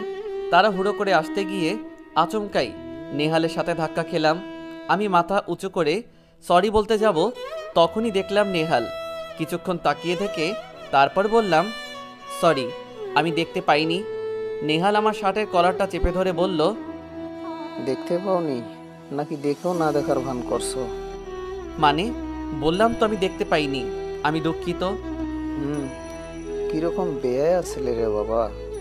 কেমন বাবা মা জানি জন্ম দিয়েছে, পরের ভালোবাসা কেড়ে নেওয়ার জন্য আর কত নাটক না জানি করবে। খুব অপমানজনকভাবে কথাগুলো রাজ বলল আমাকে। বাবা মাকে নিয়ে কথা বলায় প্রচণ্ডভাবে রাগ উঠে গেল আমার। শরীরে সমস্ত শক্তি দিয়ে নেহালের বুকে 2টি দিলাম ঘুষি বসিয়ে। ছিটকে দূরে গিয়ে পড়ল নেহাল। রিয়া ফিরছিল নেহালের কাছে, তখনই দেখতে পেল আমি নেহালকে মারছি। তা দেখে মাথার রক্ত গরম হয়ে গেল রিয়ার। দৌড়ে নেহালের পাশে এসে দাঁড়ালো আর বলল, কি হয়েছে নেহাল? রিয়াকে দেখে ন্যাকা কান্না শুরু করে দিল নেহাল। অভিনয় করে বলতে লাগলো, রিয়া, তুমি চলে যেতেই ওই ছেলেটা আমার কাছে এসে আমাকে শাসাতে লাগলো। আমি নাকি ওর ভালোবাসা তোমাকে ওর কাছ থেকে কেড়ে নিয়েছি। আমি কত করে বললাম আমরা দুজনে দুজনকে ভালোবাসি, কিন্তু ও বারবারই আমাকে শয়তান বলতে লাগলো, গালি দিতে লাগলো। আমি যখন বললাম আমাদের ভালোবাসা কেউ আলাদা করতে পারবে না, তখন সে আমাকে সজোরে আঘাত করতে লাগলো। কথাটা বলেই নেহাল আবারও কাদার অভিনয় করতে লাগলো। আমি এক দৃষ্টিতে ওর দিকে তাকিয়ে আছি। রিয়া বেশ রাগী চোখে আমার দিকে এগোতে লাগলো। আমিও খুব ভয় পেয়ে ঢোক গিলছি বারবার। আচমকাই আমার দুই গালে ঠাস ঠাস করে 2টা থাপ্পড় দিল রিয়া। আমি আবারও ছলো ছলো চোখে তাকিয়ে থাকলাম রিয়ার দিকে। তারপর রিয়া বলতে লাগলো, কখনোই কি আমাকে একটু শান্তিতে থাকতে দিবি না? এখন কেউ আমাকে ভালোবাসে সেটাও চাস না তুই? তুই এমন কেন রে? কারো ভালো থাকাটা কেন তোর কাছে ভালো লাগে না রে? ঘৃণা লাগে তোকে দেখলে, ঘৃণা। ছি! আমি রিয়ার কথায় কোনো প্রতিবাদ করলাম না। মাথা নিচু করে চলে গেলাম সেখান থেকে। নেহাল একটা শয়তানি হাসি দিল। রিয়া নেহালের দিকে ঘুরে তাকে সামলাতে লাগলো। নেহাল আবারও ন্যাকা কান্না শুরু করে বলতে লাগলো, আমাকে তুমি ভুলে যাও রিয়া, তা না হলে ওই ছেলে আমাকে আর তোমাকে দুজনকেই মেরে ফেলবে। ওর হাত ভেঙে দেবো আমি যদি আর কখনো ওকে আমাদের আশেপাশে দেখি। আমাকে চেনে না ও। এই কথাগুলো বলতে লাগলো রিয়া নেহালকে। এমন সময় রিয়াকে আচমকাই নিজের দিকে ঘুরিয়ে ঠাস ঠাস করে 2 গালে 2টা চড় দিল। তারপর নিজের গালেও নিজে নিজেই 2টো চড় দিল আকাশ। ঘটনার আকস্মিকতায় হতবাক হয়ে আকাশের দিকে তাকিয়ে আছে নেহাল আর রিয়া। আকাশের চোখ দিয়ে যেন রাগে রক্ত ধরছে। তা দেখে নেহাল বলে উঠল, তোর কত বড় সাহস, জুনিয়র হয়ে সিনিয়রের গালে হাত তুললি? রিয়া নির্বাক হয়ে তাকিয়ে আছে। যার গায়ে আজ পর্যন্ত কেউ হাত তোলেনি, আজ তার জুনিয়র একটা ছেলে তাকে থাপ্পড় দিল। প্রথমেই মাপ চাচ্ছি আপু, নিজের গালে নিজে থাপ্পড় দিয়েছি সিনিয়র আপুর গায়ে হাত ওঠানোর জন্য, আর সিনিয়র আপুর গায়ে হাত তুলেছি বাধ্য হয়ে। মানে কি বলতে চাইছো তুমি? তোমার সাহস হলো কিভাবে আমার গালে, এই রিয়া চৌধুরী গালে থাপ্পড় দেওয়ার? প্রথম কারণ হলো আপনি বিনা কারণে একটা ছেলেকে কষ্ট দিয়েছেন আর বারবার দিয়েই যাচ্ছেন। আর দ্বিতীয় কারণ, আপনি কোনো যাচাই না করেই, সত্যটা না জেনেই নিরপরাধের দিকে শাস্তি দিয়ে যাচ্ছেন। খুব তো বড়াই করেন আপনি নাকি রিয়া চৌধুরী, আপনাকে বশ করা এত সহজ না। তো আপনি আজ এতটাই বশীভূত হয়ে গেছেন, ন্যায় অন্যায় আপনার চোখে পড়ছে না, জাস্ট নিজের রাগটাই ওই আজের ওপর ঝাড়ছেন। কি করেছে কি ও? আপনার কি ক্ষতি করেছে সে? হ্যাঁ মানছি, ও একসময় আপনাকে জ্বালাতো, বারবার ভালোবাসার দাবি নিয়ে আসতো, আর আপনি বারবারই ওকে যা ইচ্ছা তাই বলে অপমান করে ফিরিয়ে দিয়েছেন। কিন্তু বলতে পারবেন কি সেদিন পর থেকে এক মুহূর্তের জন্য আপনার কাছে এসেছে ও? ইনফ্যাক্ট আপনার দিকে তাকিয়ে পর্যন্ত দেখছে না। আর সেই আপনি ওকে আবারও বিনা কারণে মারলেন। আপনি কি মানুষ? কি আমি বিনা কারণে মেরেছি রাজকে? আর কি বলে আমি ন্যায় অন্যায় বুঝি না? ও যে নিহালকে অপমান করেছে তা কি তুমি দেখেছো? দেখলে হয়তো এই কথা বলতে না। ব্যাস রিয়া চৌধুরী, অনেক বলেছেন। আর না, ও নেহালকে অপমান করেনি, বরং আপনার ওই নেহাল আজকে অপমান করেছে। কি বলতে চাও তুমি? আমি নিজে চোখে দেখেছি ও নিহালকে থাপ্পড় মেরেছে। নিহাল সবটা বলেছে আমাকে। মিথ্যা বলেছে। আপনি তো অন্ধ, তাই আপনাকে আরও অন্ধে পরিণত করতে চাচ্ছে আপনার তথাকথিত প্রেমিক নেহাল। মুখ সামলিয়ে কথা বলো। সত্য কথা বলতে এই আকাশ কোনোদিনও পিছু পা হয়নি, আর হবেও না। আরে ছেলেটা লেট হয়ে যাওয়ায় না হয় তাড়াহুড়া করে আসতে গিয়ে নেহালের সাথে একটু ধাক্কা লেগেছিল, এটাই কি তার অপরাধ? আর এর জন্য নেহালের কাছে নিজে থেকে সে সরিয়েও বলেছে। তারপরও আপনার ওই তথাধিক প্রেমিক নেহাল ওকে যা ইচ্ছা তাই বলে অপমান করেছে। শুধু অপমান করে শান্তি হয়নি, ও আজের বাবা মা, ইনফ্যাক্ট ওর জন্ম তুলে কথা বলেছে। তাই এটা সহ্য করতে না পেরে রাজ হেয়ালকে আঘাত করেছে। যে ছেলে এত অপমান করার পরেও মুখ তুলে তাকিয়ে পর্যন্ত দেখেনি, সে আজ হঠাৎ এতটা কঠোর হয়ে নেহালকে থাপ্পড় দিল। সেটার আসল কারণ একবারের জন্য কি আপনার জানার ইচ্ছে হয়নি? ওই মিথ্যাপারি নেহাল যা বলল তাই আপনাকে বিশ্বাস করতে হলো। ছি, আপনার দিকে তাকাতেও আমার ঘৃণা হচ্ছে। হনহনিয়ে আকাশ সেখান থেকে চলে গেল। রিয়া কঠোরভাবে নেহালের দিকে এগিয়ে গিয়ে জিজ্ঞাসা করলো, ও যা বলে গেল তা কি ঠিক? না মানে ও ও মিথ্যে বলছে, বিশ্বাস করো। আকাশ একদম সত্য কথা বলেছে। পিছন থেকে বলে উঠল রিয়া আর নেহাল। দুজনই কারো এই কথায় পিছনে ফিরে তাকালো। দেখলো রিমা আর মিম একসাথে এগিয়ে আসছে তাদের দিকে। রিয়া তাদের দেখে কিছুটা অবাকই হলো আর বলল, রিমা, তুই কখন এলি? আর মিম, তুই তো ক্লাসে গিয়েছিলি তাই না? হ্যাঁ, গিয়েছিলাম ক্লাসে, কিন্তু ক্লাসে তোরা কেউ নেই, তাই ভালো লাগছিল না, আর এই জন্যই চলে এলাম। এসেই রিমার সাথে দেখা হলো, আর বেরিয়ে আসাটা ভালোই হলো। এতে করে কারো সত্যিকারের রূপটা দেখতে পেলাম। বুঝলাম, কিন্তু তোরা কিভাবে বললি আকাশ যা বলেছে তাই ঠিক? দেখ রিয়া, তুই আমার জানের দোস্ত। আমি জানি তুই রাজকে সহ্য করতে পারিস না। কেন সহ্য করতে পারিস না সেটা তোর ব্যাপার। তুই ওকে অপছন্দ করতি বলে আমিও ছেলেটাকে অবজ্ঞা করতাম, কিন্তু বিশ্বাস কর, আজ ছেলেটার কোনো দোষ ছিল না। সবটা আমার নিজের চোখে দেখেছি দূর থেকে। কি দেখেছিস তোরা? আমাকে খুলে বল। আকাশ যা বলেছে তাই দেখেছি। ছেলেটা তাড়াহুড়ো করে আসতে গিয়ে নেহালের সাথে ধাক্কা লেগে যায়। তার জন্য ছেলেটা ক্ষমাও চেয়েছে নেহালের কাছে, কিন্তু নেহাল ছেলেটাকে যা খুশি তাই বলে অপমান করেছে। ইনফ্যাক্ট ওর জন্ম আর বাবা মাকে নিয়েও কথা বলেছে। এমন অবস্থা তুই কি করতি বল? নিশ্চয়ই চুপ করে বসে থাকতি না? রাজ তাই করেছে। এমন কথায় সে রেগে গিয়ে নেহালকে একটা থাপ্পড় দিয়েছে। আর তুই কিনা ছি। এতটুকু বলে রিমা থামলো। রিয়ার শরীর রাগে থরথর করে কাঁপছে। রিমা আবারও বলতে লাগলো, আজ নিজের চোখে দেখলাম নেহালের ক্যারেক্টার। ও যে এমন ক্যারেক্টারের ছেলে আমার জানা ছিল না। ও একটা বিশ্রী মন মানসিকতার ছেলে, আর যে এইরকম একটা বিশ্রী মনের ছেলের কথায় ওঠা বসা করে, কোনো কথার সত্যতা যাচাই না করে অন্যের উপর জুলুম করে, তার মন মানসিকতা আরো বেশি বিশ্রী। দেখ রিয়া, জীবনটা একান্তই তোর। তোর জীবনটা তুই কিভাবে সাজাবি, কার সাথে শেয়ারিং কেয়ারিং করবি, সেটা একান্তই তোর ব্যাপার। কিন্তু বন্ধু হিসেবে তোকে কিছু উপদেশ দিতেই পারি আমরা, সেটা মানা না মানা তোর ব্যাপার। রিয়া শুধু আর চোখে মিমের দিকে তাকালো, কিছু বলল না। মিম আবারও বলতে লাগলো, কারোর সাথে জীবন কাটাবার স্বপ্ন তুই দেখতেই পারিস, কিন্তু তার ব্যাকগ্রাউন্ড তোর অবশ্যই জানা দরকার।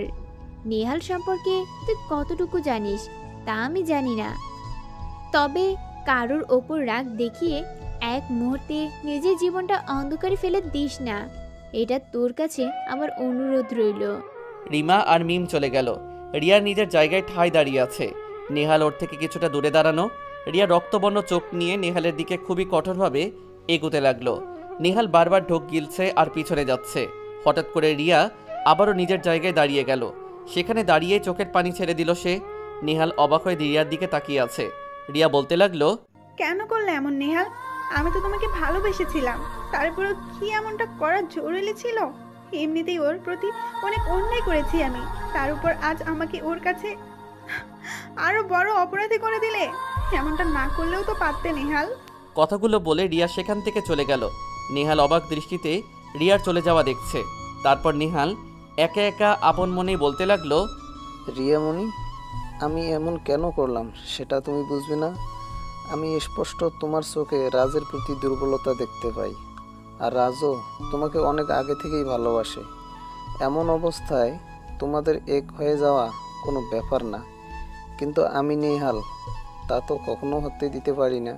এই নেহালকে বাদ দিয়ে ওই রাজ তোমার অঢল টাকা পয়সা সম্পত্তির রাজত্ব করবে একাই, সেটা আমি হতে দিব না। আমি চাই রাজ তোমার থেকে অনেক দূরে চলে যাক, তোমাকে ঘৃণা করুক, যাতে কখনো সে তোমার কাছে ফিরে না আসে। তাই তো এমন করলাম রিয়া। আমি ক্লাসের বারান্দায় দাঁড়িয়ে আকাশের দিকে তাকিয়ে আছি। চোখগুলো পানিতে টলমল করছে আমার। আকাশ আর রনি এসে দাঁড়ালো আমার পাশে। সেদিকে আমার কোনো খেয়াল নেই। আমি এক মনে সীমাহীন আকাশের দিকে তাকিয়ে আছি। রনি আমার পিঠে হাত রাখলে আমার ধ্যান ভাঙলো। তাড়াতাড়ি চোখের পানি মুছে ওদের দিকে তাকালাম আর বললাম, তোরা কখন এসেছিস? তুই যখন এসেছিস তখনই এসেছি। কই, আমি তো তোদের দেখিনি। তোর পিছনে ছিলাম, দেখবি কিভাবে? ও আচ্ছা। তুই এমন কেন রে রাস? তুই তো একটা ছেলে, কেন অন্যের করা লাঞ্ছনা সহ্য করিস? কেন প্রতিবাদ করিস না? তুই না আমাদের বন্ধু, তাহলে তুই কেন প্রতিবাদী হলি না? কেন, আমি আবার কি করলাম? একদম লুকানোর চেষ্টা করবি না, বলে দিলাম। আমি সবটাই দেখছি, আর এর উচিত শিক্ষাও দিয়ে এসেছি। ওই রিয়াটা কে? ওই রিয়া এখনো আকাশকে চিনে না। কি করেছিস তুই রিয়ার সাথে? তোর সাথে যা করেছে সেটা শুধুই আসলে ফেরত দিয়ে এসেছি। মানে কি করেছিস ওর সাথে তুই?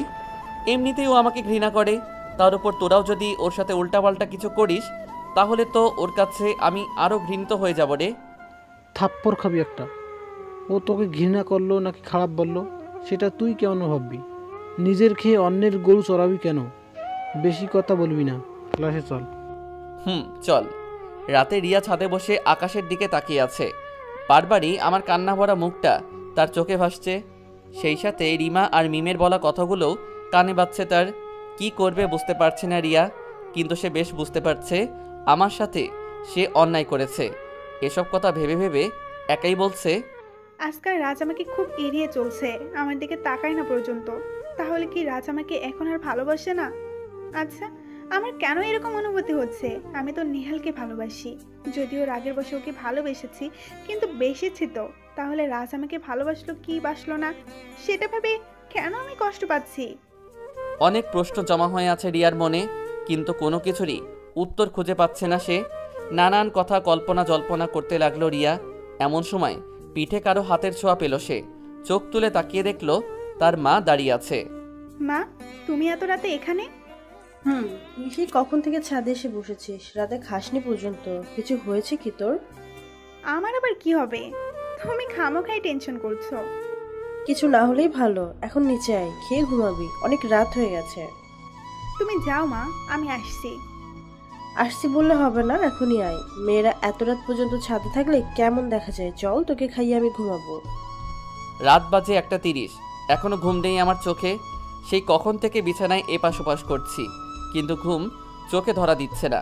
নিজের মনে নিজে ভাবছি, অনেক কষ্টে তোমাকে ভুলতে চেয়েছিলাম, নিজেকে স্বাভাবিক করতে চেয়েছিলাম, কিছুটা স্বাভাবিক হয়েও গেছিলাম আমি। তাও আবার কেন আমাকে অস্বাভাবিক করে দিলে? কেন আমাকে আবারও কষ্ট দিলে? আমি কি এতটাই খারাপ যে আমাকে এত ঘৃণা করতে হয় তোমার? পরের দিন আর ভার্সিটিতে আসেনি রিয়া। সারা দিন ঘুমিয়েছে আর বিকেলে গিয়ে ছাদে বসেছে। ছাদে বসা মাত্রই ফোনে কল এলো রিয়ার। ফোনের দিকে কিছুক্ষণ তাকিয়ে থেকে রিসিভ করলো সে। তারপর বলতে লাগলো, হ্যাঁ বলো, কল দিয়েছো কেন? রাগ করে আসো কেন? সরি বললাম তো, মাফ করে দাও। বাজে কথা রাখো, ফোন করেছে কেন সেটা বলো। এখনো রেগে আছো? অবশ্য রেগে থাকাটাই স্বাভাবিক। আমাকে মাফ করো বাবু। আমি ভেবেছিলাম ওই রাজ ছেলেটা তোমাকে ইমপ্রেস করতে চেয়েছে, তাই ভয় হয়েছিল। যদিও তোমাকে আমার কাছ থেকে কেড়ে নেয়, তাই এমন করেছিলাম। আচ্ছা ঠিক আছে, তবে আর কখনো এমন করো না নেহাল। আমাকে ওর কাছে আর অপরাধী করো না। আচ্ছা ঠিক আছে, আমি কথা দিলাম আর এরকম করব না। এখন রাখছি, বাই। Okay bye. রিয়া ফোনটা কেটে দিল। ওইদিকে নেহাল বসে বিজয়ের হাসি দিল। তার অভিনয় করা বলা কথাগুলো কাজে দিয়েছে। রিয়া বসে ভাবছে নেহালের কথাগুলো। ও তো ঠিকই বলেছে, কে চায় তার ভালোবাসা কি অন্য কেউ ছিনিয়ে নিয়ে যাক? নেহাল তো ওর ভালোবাসা নিজের করে রাখার জন্যই এমন করেছে। ও তো কোনো অন্যায় করেনি। যার ভেতর হারানোর ভয় আছে সেই তো সত্যিকারের ভালোবাসতে জানে। নেহাল আমাকে হারানোর ভয়ে এরকম করেছে। ও আমাকে অনেক বেশি ভালোবাসে তাই এমন করেছে। ও কোনো অন্যায় করেনি। না, নেহাল ঠিকই করেছে। আমি শুধু শুধু ছেলেটাকে ভুল বুঝেছি, কিন্তু আর না, আর কখনো নেহালকে ভুল বুঝবো না। আমি ওর ভালোবাসা দিয়ে জীবনটা আমি সাজিয়ে নেব। অনেকগুলি দিন কেটে গেল। নেহাল আর রিয়ার সম্পর্ক সেদিনের পর থেকে আরও গভীর হয়েছে। আমিও রিয়ার সামনে থেকে নিজেকে লুকিয়ে রাখার যথেষ্ট চেষ্টা করি। সেদিকে রিয়ার ভ্রুক্ষেপ নেই। একদিন বিকালে বাসায় ফিরে সোফায় বসে আছে রিয়া। তখনই ওর বাবা এসে ওর পাশে বসলো আর বলল, রিয়া, শুনলাম তুমি নাকি সারাদিন কিছু খাওনি। চল খাবি, আমি তোমায় খাইয়ে দেবো। না, আমি খাবো না এখন। কি হয়েছে মা তোর? কিছু হয়নি। না, আমার মনে হয় তোর কিছু হয়েছে। বলছি না আমার কিছু হয়নি, অযথা আমাকে বিরক্ত করছো কেন? বেশ মেজাজ দেখিয়ে কথাগুলো বলল রিয়া। মেয়ের এমন কথা শুনে থমকে দাঁড়ালো সে, সাথে সাথে রাগ দেখিয়ে বলে উঠল, এইটা কেমন ধরনের কথা রিয়া? কার সাথে কিভাবে কথা বলতে হয় সেটা কি তুই ভুলে গেছিস? আমি কি না দিয়েছি তোকে? তোর সব আবদার পূরণ করছি, আর আজ তোর এই অবস্থা। রিয়া আর কোনো প্রতিউত্তর দেয়নি। রেগে হনহন করে নিজের রুমে চলে গেল সে। রিয়ার বাবা বেশ অবাক মেয়ের এই রকম আচরণে, কারণ কখনো তিনি মেয়ের এইরকম আচরণ দেখেনি। রিয়া নিজের রুমে বালিশে হেলান দিয়ে মাথায় হাত দিয়ে বসে আছে। বাবার সাথে এমন বিহেভ করলো কেন সেটা সে বুঝতে পারছে না। কখনো তো এমন হয়নি, তাহলে আজ কেন এইরকম বাজে ব্যবহার করলো সে? সেই তখন থেকে তার মন মেজাজ খারাপ। যখন ভার্সিটিতে আমাকে অন্য একটা মেয়ের সাথে হেসে হেসে কথা বলতে দেখেছে সে, এই সবই বসে বসে ভাবছিল রিয়া। হঠাৎই নিজেকে নিজে প্রশ্ন করলো সে, আচ্ছা, ও একটা মেয়ের সাথে কথা বলুক, হাসাহাসি করুক, বা আরো 10টা মেয়ের সাথে এমন করুক, তাতে আমার কি? আমি এত জেলাস হচ্ছি কেন? আমার এত খারাপ লাগছে কেন? তাহলে কি আমি... না না, এটা অসম্ভব, এ হতে পারে না। আমি তো নেহালকে ভালোবাসি, এমনিতেই নেহাল সারাক্ষণ আমাকে হারানোর ভয়ে থাকে। এইসব হাবিজাবি চিন্তা করছিল রিয়া। এমন সময় ফোনটা বেজে উঠল তার। ফোনটা রিসিভ করে কথা বলতে বলতে ছাদে গেল রিয়া। অনেকক্ষণ কথা বলল নেহালের সাথে। তবে নেহাল রিয়ার কাছে বায়না করেছে আগামীকাল কোথাও তার সাথে ঘুরতে যেতে হবে তাকে, তাহলেই সে খুশি হবে। যদিও রিয়ার ইচ্ছা ছিল না, তবুও নেহালকে খুশি করতে তার কথায় রাজি হয়ে গেল সে। পরের দিন সারা দিন নেহাল আর রিয়া ঘুরল। সারাদিন ঘোরাঘুরি করে নেহালকে বিদায় দিয়ে নিজের গন্তব্যে আসতে যাবে, তখনই কিছু একটা দেখে থমকে দাঁড়ালো রিয়া। চোখ থেকে তার রক্ত ঝরছে। রাগে নিজের মাথা ফাটিয়ে দিতে ইচ্ছে করছে রিয়ার। রাগ কন্ট্রোল করতে হাতের আঙ্গুলগুলো মুঠোবন্দি করলো সে। তার হাতের বাম পাশের একটা ক্যাফেতে আমি বসে আছি, সাথে ওই দিনের মেয়েটাও আছে, আকাশ আর রনিও আছে সাথে। নিজের রাগকে কোনো মতে নিয়ন্ত্রণে এনে বাসায় চলে গেল রিয়া। পরদিন ভার্সিটির প্রাঙ্গণে বসে রিয়া, মিম আর রিমা বসে আড্ডা দিচ্ছে। নেহাল ভার্সিটিতে আসেনি আজ। এক পর্যায়ে রিমা রিয়াকে জিজ্ঞাসা করলো, কিরে, আজ তোর নেহাল এলো না কেন? তোর জানতে ইচ্ছা করে না নেহাল কেন এলো না? ও কেন এলো না এটা ওর ব্যাপার, আমার কেন জানতে ইচ্ছে করবে? তুই না নেহালকে ভালোবাসিস? আমি তো... কিছু একটা বলতে গিয়েও আটকে গেল রিয়া। সে কি আদৌ নেহালকে ভালোবাসে? যদি ভালোই বাসতো তাহলে তো নেহালের ব্যাপারে জানার ইন্টারেস্ট থাকতো তার, কিন্তু এইরকম তো কখনো হয়নি। রিয়ার নীরবতা দেখে মিম আবার বলে উঠল, আসলে তুই কখনো নেহালকে ভালোই বাসিসনি, শুধু রাজকে কষ্ট দেওয়ার জন্যই নেহালের সাথে এইরকম প্রেমের অভিনয় করছিস। আর শুধু তুই কেন, নেহালও কখনো তোকে ভালোই বাসিনি। তবে হ্যাঁ রিয়া, তোর বাবার টাকা পয়সা, বাড়ি গাড়ি এইসবকে খুবই ভালোবেসেছে ছেলেটা। মিমের কথায় রিয়া খুব রেগে গেল। আচমকা একটা চড় এগিয়ে নিয়ে বলে উঠল, আজ তুই যদি আমার বন্ধু না হতি তাহলে বুঝতি এই রিয়া চৌধুরী কি জিনিস। নেহাত বন্ধু হওয়ার অজুহাতে বেঁচে গেলি, না হলে আজ আমার থেকে খারাপ আর কেউ হতো না। আর হ্যাঁ, আমাকে যা খুশি বল, কিছু বলবো না, কিন্তু নেহালকে নিয়ে যদি কখনো কিছু বলেছিস সেদিন তোদের আর আমার সম্পর্ক আমি ভুলে যাব। Damn it. এত রাখছিস কেন রিয়া? আমি তো ভুল কিছু বলিনি। যেদিন তুই নেহালকে প্রপোজ করেছিলি সেদিন নেহাল তো একবারের জন্য বলেনি ও তোকে ভালোবাসে। ও একবারের জন্য কিন্তু বলেনি তুই ভালো মনের মানুষ, তাই তোকে যে কোনো ছেলেই চাইবে। কিন্তু হ্যাঁ, নেহাল অন্য কিছু বলেছে। ও বলেছে তোর বাবার টাকা পয়সা, বাড়ি গাড়ি, বিজনেস আছে, তাই তোর সাথে ও প্রেম করবে। সেই সব কি তুই শুনিসনি? রিয়া কিছুটা নড়ে চড়ে উঠল। মিমের বলা কথাগুলো রিয়ার কানে বাজছে। রিয়া কিছু বলছে না। ওদের কথার উত্তর না দিয়ে ভার্সিটির গেটের দিকে তাকালো রিয়া। এমনিতেই রেগে আছে ও, তার উপর সেই মেয়েটা আবার এসেছে। মেয়েটা ভার্সিটির ভিতরে ঢুকে আমার ক্লাসের দিকে এগোতে লাগলো। রিয়া নিজের রাগ আর কন্ট্রোল করতে না পেরে হনহন করে মেয়েটার সামনে এসে পথ আটকিয়ে দাঁড়ালো। মেয়েটা অবাক হয়ে রিয়াকে জিজ্ঞাসা করলো, কে আপনি? আমার পথ আটকলেন কেন? আমি কে সেটা আপনার জানতে হবে না, আপনি কে সেটা বলুন। আমি আপনার কাছে নিজের পরিচয় দিতে বাধ্য নই, তবুও যখন বলছেন তো বলি, আমি রাজের। এতটুকু বলতেই রিয়া মেয়েটির মুখে দিল একটা চড়। ঘটনার আকস্মিকতায় মেয়েটি মুখে হাত দিয়ে রিয়ার দিকে অবাক হয়ে তাকিয়ে থাকলো। রিয়া বলতে লাগলো, তুই রাজের কে? নতুন গার্লফ্রেন্ড তাই না? কি বলছেন এসব বাজে কথা? আমি বাজে কথা বলছি? বাজে তো তোর ওই রাজ, যে আমাকে পেল না, এমনি আরেকটা মেয়ে জুটিয়ে নিল। ছি ছি ছি। দেখুন, আপনি কিন্তু এবার বাড়াবাড়ি বলছেন। কিছু না জেনে কারোর ব্যাপারে ভেবে মন্তব্য করবেন না। আর কি জানার বাকি আছে শুনি? চল তোর ওই রাজের কাছে। রিয়া মেয়েটার হাত ধরে টানতে টানতে আমার ক্লাসের সামনে নিয়ে আসলো। আমি ক্লাসেই ছিলাম, তখনই দেখতে পেলাম রিয়া কেয়াকে টানতে টানতে নিয়ে আসছে। তাড়াতাড়ি করে ক্লাস থেকে বের হয়ে তাদের সামনে গিয়ে দাঁড়ালাম। অবাক হয়ে কেয়াকে জিজ্ঞেস করলাম, কি হয়েছে? ও আপনাকে এইভাবে টেনে এনেছে কেন? ও কি বলবে? আমার কথা শোন। তুই কেমন ছেলে রে? নিজের প্রতি কন্ট্রোল নেই তোর? যেই আমাকে পেলি না, এমনি আরেকটা জুটিয়ে নিলি। এতই চাহিদা তোর শরীরের? আমি ছলছল চোখে তাকিয়ে আছি রিয়ার দিকে, কারণ আজকে রিয়াকে সম্পূর্ণ অন্যরকম লাগছে আমার কাছে। রিয়া আমাকে অপছন্দ করে সেটা আমি জানি, কিন্তু ও যে আমাকে এতটা খারাপ ভাবে সেটা আমার কল্পনার বাইরে।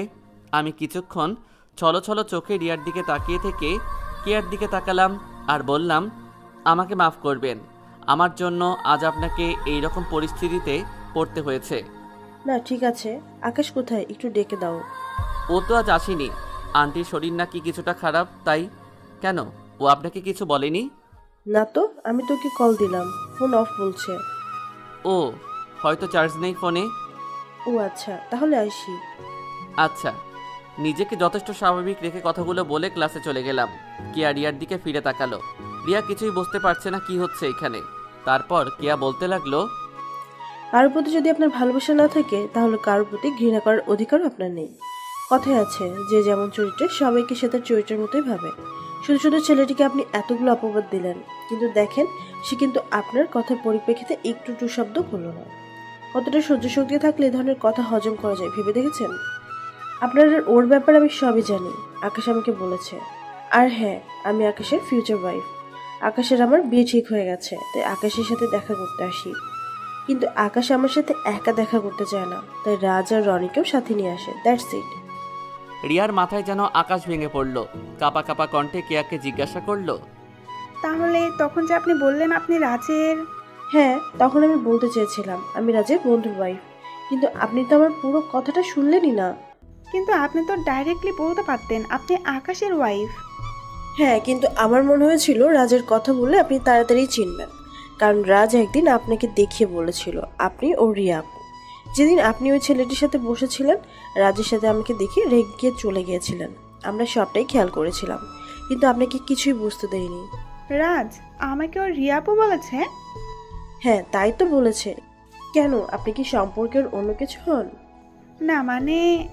কেয়ার এইরকম কথায় ভেবাচাকা খেয়ে গেল রিয়া। কিছু বের হচ্ছে না তার মুখ দিয়ে। রিয়ার এইরকম অবস্থা দেখে কেয়া মুচকি হাসলো। তারপর রিয়ার থেকে বিদায় নিয়ে চলে গেল। রিয়া আগের জায়গায় পাথর হয়ে দাঁড়িয়ে আছে, কিছুই ভাবতে পারছে না সে। যতই চাচ্ছে আমাকে আর কোনো কষ্ট দিবে না, ততই যেন আরও বেশি কষ্ট দিয়ে দিচ্ছে সে। কিছুই ভাবতে পারছে না সে। হঠাৎ পিঠে কারো হাতের ছোঁয়া পেল। পিছনে ঘুরে দেখলো মিম আর রিমা দাঁড়িয়ে আছে। ওদের চোখে মুখে হতাশার ছাপ। এইরকম অবস্থায় রিয়া বলল, কে তোরা এখানে কখন এলি? রিয়ার কথায় রিমা কিছুটা হাসলো। হেসে রিয়াকে বলল, এইবার শান্তি হয়েছে তো তোর? মানে কি বলতে চাইছিস তুই? মানেটা যে কি সেটা কি তুই বুঝিস না, নাকি বুঝতে চাইছিস না? কি বলবি স্পষ্ট করে বল। যদি স্পষ্টভাবে জানতে চাস, তাহলে সেই স্পষ্ট কথাটা হলো তুই রাজকে ভালোবাসিস। কি বাজে কথা বলছিস? এটা কখনো সম্ভব না। বাজে কথা বলছি না রিয়া, আমি সত্যি বলছি। রিয়া অবাক চাহনিতে ওদের দিকে তাকিয়ে আছে। তাকিয়ে থেকে বলল, তোরা ভালো করেই জানিস আমি নেহালকে ভালোবাসি, তারপরে মূর্খের মতো এরকম কথা বলছিস কেন? তুই কখনো নেহালকে ভালোবাসিসনি, আর বাসবিও না। আচ্ছা সে কথা বাদ, মেনেই নিলাম তুই রাজকে ভালোবাসিস না, তাহলে ওই মেয়েটাকে রাজের পাশে দেখি। ইনফ্যাক্ট আজ তো পাশেও দেখিসনি, জাস্ট ওর ক্লাসের দিকে যেতে দেখেছিস, তাতেই এত জেলাস হয়। ওই মেয়ের সাথে এত বাজে বিহেভ করলি কেন? জানি না, হয়তো আমার কাজিন, ওর সাথে আমার রক্তের টান আছে, তাই করেছি এমন। খুবই আনমনা হয়ে বলল রিয়া, যদিও এই প্রশ্নটা রিয়ার মনের ভিতরেও ঘুরপাক খাচ্ছে। একটা কথা কি জানিস, রক্তের সম্পর্কের চেয়ে আত্মার সম্পর্ক অনেক বেশি গভীর। রক্তের সম্পর্ক থাকলেই এমন করতে হবে সেটা কিন্তু কোনো কথা না।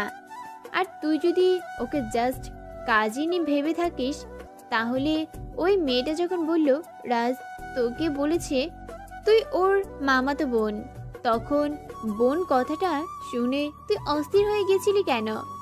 আর তখন তোর মুখটাই বা কেন অন্যরকম হয়ে গেছিল, যেন মনে হয়েছিল তুই এই সম্বোধনটা আশা করিসনি। রিয়া কিছু বলল না, সেও ভাবছে এমনটা হবার কারণ কি। ওর এইরকম আনমনা চেহারা দেখে রিমা আবারও বলল, যেটা হয়ে গেছে সেটা মন থেকে ঝেড়ে ফেলে নতুন করে জীবন শুরু কর রিয়া, সেটাই তোর জন্য মঙ্গল হবে। কি বলতে চাইছিস তুই? আমি জানি তুই নেহালকে ভালোবাসিস না, আর ও একটা বাজে ছেলে। তোর টাকা পয়সার প্রতি ওর লোভ, তোর প্রতি কোনো ইন্টারেস্ট ওর নেই, এমনকি ওর প্রতিও তোর কোনো ইন্টারেস্ট নেই। যদি থাকতো তাহলে আজও ভার্সিটি না আসাতে তুই এত স্থির থাকতে পারতি না, কিন্তু তোর মধ্যে কোনো রিয়্যাক্ট আমরা দেখতে পাচ্ছি না। তাই বলছি ওকে মন থেকে মুছে ফেল। যদিও তোর মনে ওই নেহাল কোনো দিন ছিল না, তারপরও বলছি রাজকে নিয়ে লাইফ স্টার্ট কর। মিম আর রিমার এমন কথায় রিয়া বেশ রেগে গেল, তবে কোনো প্রতিবাদ না করে শান্ত গলায় বলল, আমি নেহালকে ভালোবাসি কি বাসি না সেটা কোনো ফ্যাক্ট না, তবে নেহাল আমাকে অনেক ভালোবাসে অ্যান্ড আমাকে অনেক বিলিভ করে। ওকে আমি কষ্ট দিতে পারবো না, ওকে আমি ঠকাতে পারবো না কখনোই। মানলাম তুই ওকে ঠকাতে পারবি না, কিন্তু ও যে তোকে ঠকাচ্ছে। কি বলছিস এসব? আমরা প্রথম থেকেই বলছি ওই ছেলেটা জাস্ট তোর রূপ, টাকা পয়সা, বাড়ি গাড়ি, বড় বিজনেস এইসবের আকৃষ্ট। তুই কেন সেটা বুঝতে পারছিস না? আর কি? আর ওই ছেলেটাকে আমরা প্রায় দেখেছি তুই পাশে না থাকলেই কার সাথে যেন ফোনে কথা বলে। তাই নাকি? একটা ভালো রিলেশন কিভাবে নষ্ট করতে হয় সেটা দেখছি তোরা খুব ভালোই জানিস। তবে কি জানিস, তোদের এই ফাঁদে আমি কখনোই পা দেব না। রিয়া রেগে সেখান থেকে চলে গেল। মিম আর রিমা তাকিয়ে দেখতে লাগলো তার যাওয়া। বাসায় গিয়ে রিয়া নেহালকে কল দিল, ফোন ওয়েটিং পেল সে। মেজাজটাই খারাপ হয়ে গেল তার, কয়েকবার কল দিয়েও ওয়েটিং পেল। রাগিয়ে আর কোনো কল দিল না সে। কিছুক্ষণ পর রিয়ার ফোনে রিং বেজে উঠল। রিয়া ফোনটা কেটে দিয়ে নিজেই কল ব্যাক করলো। কল ব্যাক করতেই নেহাল রিয়ার কাছে মায়ের অসুস্থতার কথা বলে 50,000 টাকা চাইল। নেহাল ভালো করেই জানে রিয়া কোটিপতি বাবার একমাত্র মেয়ে, তার কাছে এটা কোনো ব্যাপারই না। এখন আশেপাশে খাবে, পরে আসল জায়গায় মুখ বসাবে। রিয়াও রাজি হয়ে যায়। পরের দিন নেহালকে টাকাটা দিতে ভার্সিটি থেকে চলে গেল সে। মিমতা দেখে রিয়াকে বলল, কি ব্যাপার, এখনই টাকা নেওয়া শুরু করে দিয়েছে? ওর মা অসুস্থ তাই নিয়েছে। ওর মা অসুস্থ? তুই কি পাগলি হয়ে গেলি? এখানে পাগল হওয়ার কি আছে শুনি? আসলেই তুই অন্ধ হয়ে গেছিস। আরে ওর তো মাই নেই, তাহলে অসুস্থ হবে কি করে? রিয়া যেন আকাশ থেকে পড়ল, অবাক হয়ে বলল, এসব কি বলছিস তুই? মা না থাকলে মাকে নিয়ে কেউ মিথ্যে বলবে? মা যে নেই এমন না, মা আছে, তবে ওর কাছে নেই। স্বামীর সংসার রেখে পরকিয়া করে ধরা পড়েছিল। সেদিন ওর বাবা ওর মাকে বের করে দিয়েছিল। তারপর থেকে ওদের সাথে ওর মায়ের কোনো যোগাযোগ নেই। তুই এত কিছু কিভাবে জানিস? ছোট্ট একটা শহরে থাকি, এইটা জানা কোনো ফ্যাক্ট না। তাহলে আমাকে তো কখনো বলিস না এসব কথা। কি বলবো তোকে? তুই তো বলিস ওই ছেলেকে তুই ভালোবাসিস, আর ভালোবাসা মানুষের ফ্যামিলি ব্যাকগ্রাউন্ড যে তুই জানবি না সেটা আমার জানা ছিল না। রিয়া কিছু বলল না, তবে ওর চোখ মুখ দেখে বোঝা যাচ্ছে বেশ রেগে আছে। মিম ব্যাপারটা বুঝতে পেরে মুচকি হাসি দিল। আমি রাতের আধারে একা একাই রুমের বারান্দায় বসে আছি। হাতে একটা কফি ভর্তি মগ। কিছুক্ষণ পর পর মগে চুমুক দিচ্ছি আর সামনে তাকিয়ে আছি। চাঁদের আলোতে অন্ধকার রাতটাও বেশ অপরূপ লাগছে আমার কাছে। খুব স্বপ্ন ছিল এইরকম একটা চাঁদনি রাতে রিয়ার পাশে বসে ওর এক হাত জড়িয়ে ধরে জ্যোৎস্না বিলাস করব। কিন্তু সব আশা তো আর পূরণ হয় না। কিছু কিছু স্বপ্ন স্বপ্নই থেকে যায়। আজ খুব জানতে ইচ্ছে করছে আমার মধ্যে এমন কি নেই যা নেহালের মধ্যে আছে। আমি কি রিয়ার যোগ্য না? টুপটুপ করে 2 ফোঁটা পানি গড়িয়ে পড়ল আমার চোখ থেকে। তবে হ্যাঁ, আর সহ্য করব না। আমিও রিয়া চৌধুরীকে বুঝিয়ে দেব রাজ কি জিনিস। 2 দিন ধরে নেহালের সাথে কথা বলা বন্ধ করে দিয়েছে রিয়া। নেহাল খুব করে চেষ্টা করছে রিয়াকে মানাবার, কিন্তু রিয়া যেন একেবারেই বেঁকে বসে আছে। নেহাল খুব টেনশনে আছে। কিভাবে মানাবে সে রিয়াকে? শুরু হওয়ার আগে যদি সব শেষ হয়ে যায় তাহলে সব স্বপ্ন বিফলে যাবে তার। রিয়া পার্কের একটা বেঞ্চে বসে আছে। কোথা থেকে নেহাল এসে যেন রিয়ার পাশে বসে ওর হাত দুটো চেপে ধরল। রিয়াও অনেকটা অবাকই হলো। তারপর বলল, কি হয়েছে তোমার? তুমি কি কোনো কারণে আমার উপর রেগে আছো? দেখো, তোমার এসব ন্যাকামো আমার একদম ভালো লাগছে না। আমাকে একা থাকতে দাও। আচ্ছা নেহাল, তোমার মা তোমাদের ছেড়ে চলে গেছে অনেক আগেই, কিন্তু তাও তুমি কেন মায়ের অসুস্থতার মিথ্যে কথা বলে আমার কাছ থেকে টাকা নিলে? তুমি কিভাবে জানলে? যেভাবেই জানি না কেন, কিন্তু জানতে পেরেছি এটাই সত্যি। তুমি মিথ্যে বললে কেন? আসলে টাকাটা আমার দরকার ছিল মায়ের ব্যাপারে, লজ্জায় তোমাকে আগে বলিনি। তোমার টাকার দরকার, আমাকে বললেই তো হতো। আমি কি তোমাকে ফিরিয়ে দিতাম? কিন্তু মিথ্যে বলবে কেন? তোমার মা যদি তোমাকে ছেড়ে চলে যায়, সেটাই তো তোমাদের কোনো হাত নেই। নেহাল কিছু বলছে না। রিয়া লক্ষ্য করলো নেহাল মন খারাপ করে বসে আছে। রিয়া এক হাতে নেহালকে জড়িয়ে ধরে বলল, যখনই তোমার টাকার প্রয়োজন হবে আমাকে বলবে, আমি তোমাকে টাকা দেব, কিন্তু মিথ্যে বলবে না, ওকে? এবার নেহালও রিয়ার গলা জড়িয়ে আষ্টে পৃষ্ঠে ধরে আছে। রিয়াও নেহালকে জড়িয়ে ধরল, যদিও তার ইচ্ছা ছিল না। নেহাল জড়িয়ে ধরা অবস্থাতেই উল্টো পাশে কাউকে চোখ মারল, সাথে একটা শয়তানি হাসি। নেহাল এসেছিল তার গার্লফ্রেন্ডের সাথে পার্কে ঘুরতে। হ্যাঁ, গার্লফ্রেন্ড, তবে রিয়া না, অন্য কেউ। এর ফাঁকে রিয়াকে চোখে পড়ল নেহালের। তখনই নিজের গার্লফ্রেন্ডকে কোথাও লুকাতে বলে রিয়াকে ইমপ্রেস করতে তার কাছে চলে আসলো। সেদিন বাসায় মা বাবার সাথে খেতে বসেছি আমি। হঠাৎ আব্বু বলে উঠল, রাজ, তুই একদমই আগের মতো নেই। রিয়ার সাথে তোর কিছু হয়েছে। বাবার মুখে রিয়ার কথা শুনে হতভম্ব হয়ে গেলাম। তাও নিজেকে যথাসম্ভব স্বাভাবিক রাখার চেষ্টা করে বাবাকে বললাম, ওর সাথে আবার আমার কি হবে আব্বু? না, তবে তোরা দুটো তো সবসময় সাপের নেউলের মতো লেগে থাকিস, তাই বললাম। না আব্বু, রিয়ার সাথে আমার কিছুই হয়নি। আমার এমনিতে ভালো লাগছে না। বাবার উত্তরের অপেক্ষা না করে আমি নিজের রুমে চলে গেলাম। কিন্তু বাবা ঠিক বুঝতে পেরেছে রিয়ার সাথেই আমার কিছু হয়েছে। দিন গড়াতে লাগলো। রিয়া আর নেহালের সম্পর্ক ভালোই চলছে। প্রথমে মিম আর রিমা এই নিয়ে ওর সাথে তর্ক করলেও এখন আর করে না, কারণ অবুঝকে বোঝানো সম্ভব। কিন্তু যে সবটা বুঝেও অবুঝের মতো থাকে তাকে কোনোভাবেই কিছু বোঝানো যায় না। ইদানিং নেহাল রিয়ার কাছ থেকে বিপুল পরিমাণে টাকা নিচ্ছে। রিয়া যদিও মাঝে মাঝে অনীহা প্রকাশ করে, তবুও নেহালের সাথে সেটা প্রকাশ করে না। টাকা না দিলে হয়তো মন খারাপ করবে। তবে দিন দিন অ্যামাউন্টের পরিমাণটা বাড়তেই থাকলো। একদিন 2 লাখ টাকা দাবি করলো নেহাল। সেদিন রিয়া আর নিজের রাগটা কন্ট্রোল করতে না পেরে নেহালকে জিজ্ঞাসা করে বসলো, এত টাকা দিয়ে কি করো তুমি? মাসের মধ্যে 4-5 বার টাকা নাও আমার কাছ থেকে, কেন? আমি কি তোমার জন্য টাকা কামাই করে বসে আছি? বেশ রেগে বলল রিয়া। আর তখনই নেহাল খুব মন খারাপ করে বসলো। এবার রিয়া যেন আরও রেগে গেল। রেগে গিয়ে বলল, একদম ন্যাকামি করবে না। কি ভেবেছো কি তুমি যখন যত চাইবে তোমাকে আমার ততই দিতে হবে? কোনো কমন সেন্স নেই তোমার। তুমি জানো আমি একটা মেয়ে অ্যান্ড স্টুডেন্ট। আমি এত টাকা কোথায় পাই? তোমার কি সেটা বোঝা উচিত না? নেহাল খুব কষ্ট পাওয়ার ভান করে বলতে লাগলো, তাই বলে তুমি এইভাবে একটা খোঁটা দিবেই তো। আমার তো আর মা নেই, থাকলে আর তোমার কাছে চাইতাম না, মাই তো দিত আমাকে সব।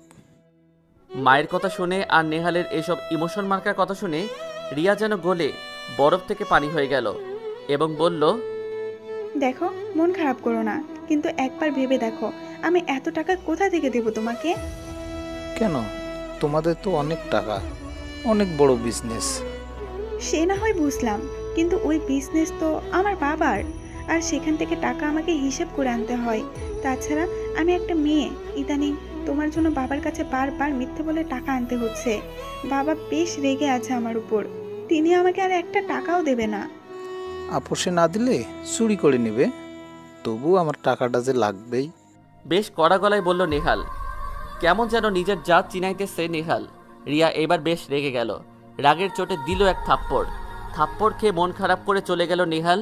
তবে নেহালের জন্য কোনো মায়া হচ্ছে না রিয়ার। এত টাকা দেয় তাও তার হয় না। এত টাকা দিয়ে কি করে সে? আর এখন কিনা বলছে চুরি করে আনতে। রাগে ক্ষোভে বাসায় চলে এলো রিয়া। পরের দিন ভার্সিটিতে আসার আগেই রনির সাথে একটা পাকা ডিল করে নিলাম। আজ থেকে তিশা আর আমি প্রেমের অভিনয় করব। যদিও তিশা রনির প্রেমিকা, তবে আজ থেকে রিয়ার সামনে আমার সাথে প্রেমের অভিনয় করবে। রিয়াকে বোঝাবো আসলে কতটা খারাপ লাগে। তিশাও রাজি আছে, কারণ সেও তো চায় রিয়াকে উচিত শিক্ষা দিতে। আমি, রনি, তিশা সবাই ভার্সিটি চলে এলাম। এখন অপেক্ষায় রিয়া কখন আসবে। তিনজনে বসে আড্ডা দিচ্ছিলাম। এমন সময় রনি আমাকে ইশারায় বলল রিয়া আসতেছে। তখনই আমি তিশার হাত ধরে হাসাহাসি করতে করতে ক্যান্টিনের দিকে যেতে লাগলাম। রিয়া আমার দিকে তাকিয়ে আছে, অবশ্য সেই দিকে কোনো ভ্রুক্ষেপ নেই আমার। বসে ফুচকা খাইতেছি আর জমিয়ে আড্ডা দিচ্ছিলাম। রিয়া নিজেকে কন্ট্রোল করতে না পেরে ভার্সিটি থেকে বেরিয়ে গেল। আমি, তিশা আর রনি অট্ট হাসিতে মেতে উঠলাম আর বলতে লাগলাম দেখ কেমন লাগে। এত কিছুর পরও রিয়া নেহালের সম্পর্ক আগের মতোই চলছে। রিয়াকে আবারও ইমপ্রেস করতে পেরেছে সে, কারণ নেহালকে চেয়ে রিয়া অন্ধের মতো বিশ্বাস করে। এভাবেই টেনে নিয়ে যাচ্ছিল ওদের রিলেশন। একদিন আমি, আকাশ, রনি পার্কে আড্ডা দিচ্ছিলাম। হঠাৎ দেখলাম একটা মেয়ের সাথে খুবই অন্তরঙ্গ হয়ে বসে আছে নেহাল। আমি ভাবলাম আজ ওকে ভালো করে শায়েস্তা করব, এজন্য আমি উঠে দাঁড়ালাম। বাট আকাশ আমার হাত টেনে ধরল আর বলল, রাজ, এখন কিছুই করা যাবে না, এতে বিপরীত হতে পারে। এর থেকে ভালো হবে এই মুহূর্তের কয়েকটি ছবি তুলে রাখি। অনেক কৌশল করে কয়েকটা পিক উঠিয়ে নিল আকাশ। পরের দিন রিয়া ভার্সিটিতে আসলো, ক্লাসও শেষ করলো। শেষ করে নেহালের সাথে ক্যাম্পাসে বসে আছে। খুব ভাব জমিয়ে কথা বলছে তারা। রিয়া নেহালে মগ্ন হয়ে আছে। এমন সময় খুব জোরে হাততালির আওয়াজ পেল ওরা দুজনেই। রিয়া আর নেহাল সামনে তাকাতেই দেখলো আকাশ আর রনি ওদের সামনে দাঁড়িয়ে হাততালি দিচ্ছে আর কটু হাসি হাসছে। রিয়ার রাগ মাথায় উঠে গেল, রেগে গিয়ে বলল, কি সমস্যা কি তোমাদের? আমাদেরকে একটু শান্তিতে থাকতে দিবে না? কত যে শান্তিতে আছেন সেটা তুই স্পষ্টই দেখতে পাচ্ছি। তাছাড়া কোনো প্রস্টিটিউটকে নিয়ে আর যাই হোক শান্তিতে থাকা যায় না। কি বলতে চাচ্ছ তুমি? সহজ কথা, এ ছেলের কথাই তো রাজকে আপনি অপমান করেছিলেন, তাই না? কিন্তু এ আদেও আপনাকে ভালোবাসে তো?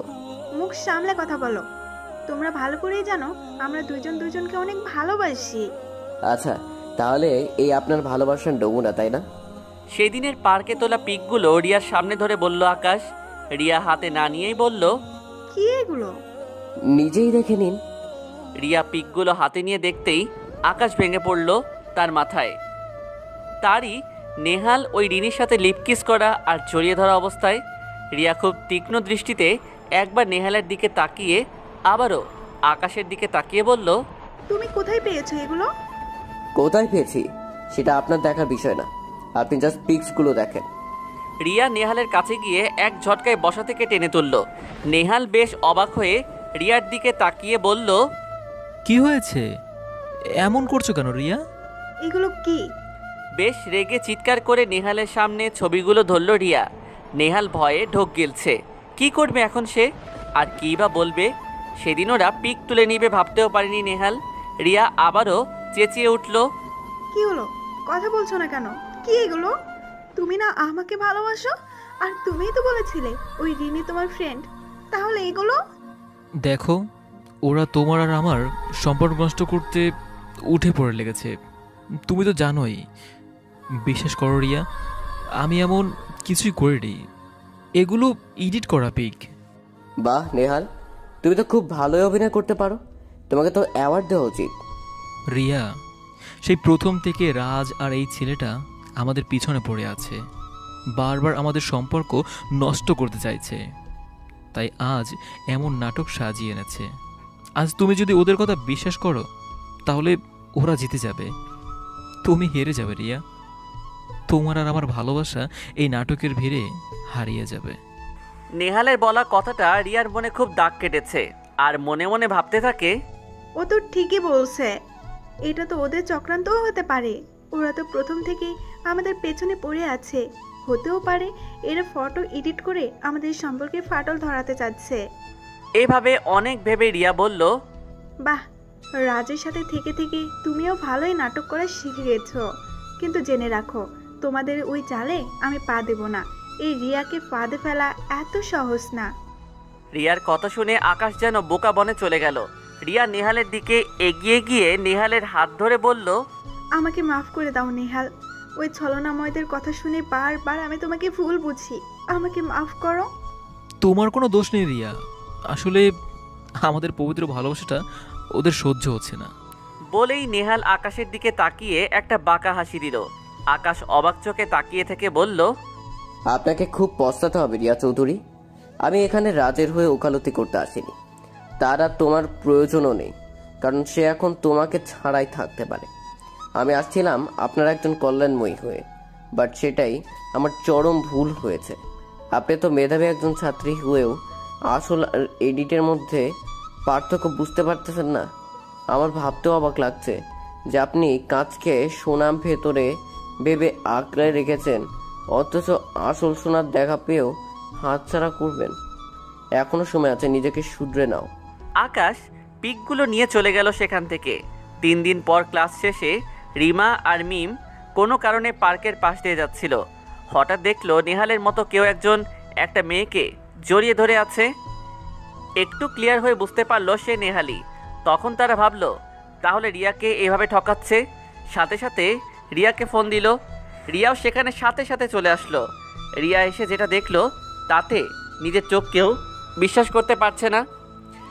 রিয়া নেহালের সামনে যেতেই খেলা থামলো ওদের। নেহাল অপরাধীর মতো রিয়ার সামনে দাঁড়িয়ে আছে। রিনি তড়িঘড়ি করে সেখান থেকে তৎক্ষণাৎ পালিয়ে যায়, কিন্তু নেহাল যেতে পারেনি। রিয়া প্রচণ্ড রেগে আছে। রাগ সামলাতে না পেরে নেহালের কাছে গিয়ে ওর গালে ঠাস ঠাস করে 2টা চড় মারল রিয়া। প্রচণ্ড জোরে চিল্লাতে লাগলো সে, আর বলতে লাগলো, কি করেছিস কি তুই? তোর কোনো চাওয়া আমি অপূর্ণ রেখেছি বলতে পারিস? কেন এমন করলি আমার সাথে? তোকে তো খুব বিশ্বাস করতাম, তাই না? আমার ওই রিনি, ও তোর জাস্ট ফ্রেন্ড বলেছিল। জাস্ট ফ্রেন্ডের সাথেই তোর এই অবস্থা? ও আমার জাস্ট ফ্রেন্ড না, ও আমার গার্লফ্রেন্ড। খুব দৃঢ় কণ্ঠে উত্তর দিল নেহাল। নেহালের এই কথা শুনে রিয়ার রাগ আরও বেড়ে গেল। রেগে গিয়ে বলল, ও তোর গার্লফ্রেন্ড? তাহলে আমি কে? কিছুই না। কিছুই না? তাহলে এতদিন আমাদের মাঝে কি ছিল? তোমার সাথে আমার কিছুই ছিল না, তুমি তো আমার জাস্ট মনে ফ্রেন্ড ছিল। শোনো রিয়া, তোমাকে আমি কখনোই ভালোবাসিনি আর বাসবো না। তোমাকে জাস্ট ব্যবহার করেছি আমি। আর তোমার মতো একটা মেয়ে যে কিনা কখনোই কারো কথা কানে নেয় না, সেই তোমাকেই অন্ধের মতো ব্যবহার করতে পেরে না খুব শান্তি পেয়েছি আমি। তুমি তো বলো তোমাকে বোকা বানানো নাকি কারো সাধ্য নেই। সেই তোমাকেই আমি কতবার বোকা বানিয়েছি। ভাবতেই আনন্দ লাগে আমার। রিয়ার চোখের কোণায় পানি জমে গেছে। গলা দিয়ে কথা বের হচ্ছে না তার, তাও অনেক কষ্টে বলল, তার মানে রাজের ব্যাপারে এতদিন তুমি যা বলেছ সব মিথ্যে? ওই রাজই সত্যি বলতো? হ্যাঁ তো, ওই রাজ তো সত্যবাদী, তাই তো সবসময় সত্য কথাই বলতো। কিন্তু আমি তো ওর মতো বোকা না। মিথ্যা বলে মানুষকে বোকা বানানোর টেকনিক আমি খুব ভালো জানি। তাই তো প্রতিবার অন্যায় করেছি আমি, আর শাস্তি পেয়েছে ওই রাজ বেচারা। তার মানে ওই দিনে পিকগুলো সত্যি ছিল? এত উতলা হচ্ছ কেন বাবু? সবই বলবো। সবই সত্য ছিল, কিন্তু তুমি তো সত্যমিথ্যা যাচাই না করে শুধুমাত্র আমার কথা শুনেই ওদেরকে অপমান করেছ। আহ, কি শান্তি যে পেয়েছি। তুমি তো আমার প্রেমে এতটাই অন্ধ ছিলে যে আসল আর নকলের পার্থক্য বুঝতে পারলে না। রিয়া আর নিজেকে ঠিক রাখতে পারল না। গিয়ে আবারও ঠাস ঠাস করে কয়েকটা চোখে মুখে বসিয়ে দিল। চিৎকার করে বলতে লাগলো, কেন করেছিস এমন? ও তোর কি ক্ষতি করেছিল? ও আমার কোনো ক্ষতিই করেনি, তারপরও তোমাকে ভালোবাসতো। আর তুমিও মোটামুটি ওর প্রতি দুর্বল ছিলে। ভয় ছিল তোমরা আমে দুধে এক হয়ে যাবে আর আমাকে আটির মতো দৌড়ে ফেলে দিতে। তাই তো এত প্ল্যান করলাম, যেন সাপও মরে আর লাঠিও না ভাঙে। আমি এতদিন দুধ কলা দিয়ে কালসাপ পুষেছিলাম, কিন্তু ভাবতেও পারিনি আমার পোষা কালসাপ আমাকেই একটু একটু করে বিষ দিচ্ছিল, আর আজ পুরোপুরিভাবেই ছবল দিয়ে দিল। এই তোর কথা শুনে রাজের মতো একটা সহজ সরল ছেলেকে কতই অপমান করেছি, কষ্ট দিয়েছি। সেদিন আকাশ বলেছিল আমি কাজকে সোনা ভেবে আগলে রাখছি, আজ কথাটা পুরোপুরি সত্যি প্রমাণিত হলো। তবে শুনে রাখ, আমাকে কষ্ট দিয়ে ওই রাজকে অপমান করে তুইও কোনো দিন শান্তি পাবি না। যে মেয়েকে তুই নিজের গার্লফ্রেন্ড দাবি করেছিস, সেও তোকে ঠিক সেইভাবেই ব্যবহার করছে যেইভাবে তুই আমাকে ব্যবহার করেছিস। ও যদি তোকে সত্যি সত্যিই ভালোবাসতো, তাহলে এই অবস্থায় তোকে এখানে একা ফেলে চলে যেত না। নেহাল রিয়ার কথাকে কোনো গুরুত্বই দিল না, মুখটা অন্যদিকে ঘুরিয়ে নিল। রিয়া চলে এলো সেখান থেকে। রিয়া নিজের বাসায় এসে ফ্রেশ হয়ে ছাদে গিয়ে বসলো। দু চোখ উপচে পানি পড়ছে তার, বুকটা ফেটে যাচ্ছে দুঃখে। যাকে নিজের থেকেও বেশি বিশ্বাস করত, সে কিনা ওর বিশ্বাস নিয়ে খেলা করেছে।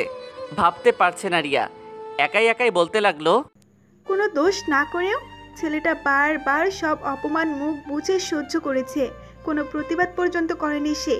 ও তো কোনো অন্যায় করেনি, শুধু নিঃস্বার্থভাবে ভালোবেসেছিল। শুধু এই কারণে ছেলেটাকে কতই না কষ্ট দিয়েছি। আকাশও কোনো ভুল করেনি, সে তো আমার ভালোর জন্যই কথাগুলো বলেছিল, কিন্তু আমি ভুল বুঝে ওকেও অপমান করেছি। নানান ধরনের কথা ভাবতে ভাবতে চোখে পানি জমা হয়েছে রিয়ার। কিছুক্ষণ পর কিছু একটা ভেবে আমার বাবার নাম্বারে কল দিল রিয়া, কিন্তু ফোন অফ। আর কিছু না ভেবে তখনই আমার উদ্দেশ্যে রওনা দিল রিয়া আমাদের বাড়িতে। বিকেল হয়ে গেছে, বাট আমি বাড়ি ফিরছি না। কোনো লাভ হলো না তার। রিয়া আমার মাকে বলে বাড়িতে চলে আসলো। আজ রাতটা যেন শেষ হচ্ছে না রিয়ার। খুব কষ্টে কেটে গেল রাতটা। পরের দিন রিয়া মন খারাপ করে ভার্সিটির গেটের পাশে নিচের দিকে তাকিয়ে বসে আছে। হঠাৎ ওর কানে আমার একটা কথা এসে পৌঁছালো। রিয়া তাড়াতাড়ি করে মাথা তুলে সেদিকে তাকালো। একটা মেয়ের সাথে খুব হাসাহাসি করে ভিতরে ঢুকছি আমি আর তিশা। দেখে মনে হচ্ছে আমার মধ্যে খুব ভাব। রাগে গিজগিজ করতে থাকলো রিয়া। আমার নজর গেল রিয়ার দিকে। রিয়া আমার দিকে অবাক চাহনিতে তাকিয়ে আছে।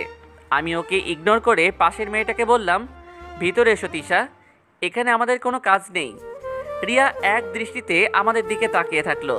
এভাবে চলে গেল 2 দিন। তিশা আর আমি এখন সব সময় একসাথে চলাফেরা করি। বিশেষ করে রিয়ার সামনে খুবই গলায় গলায় ভাব। এসব রিয়া দেখতেছে এবং রাগে ফুলতাছে, বাট ওর কিছু বলার মতো কোনো স্পেস নেই। ক্লাস শেষে আমি আর তিশা ক্যান্টিনে বসে আড্ডা দিচ্ছিলাম।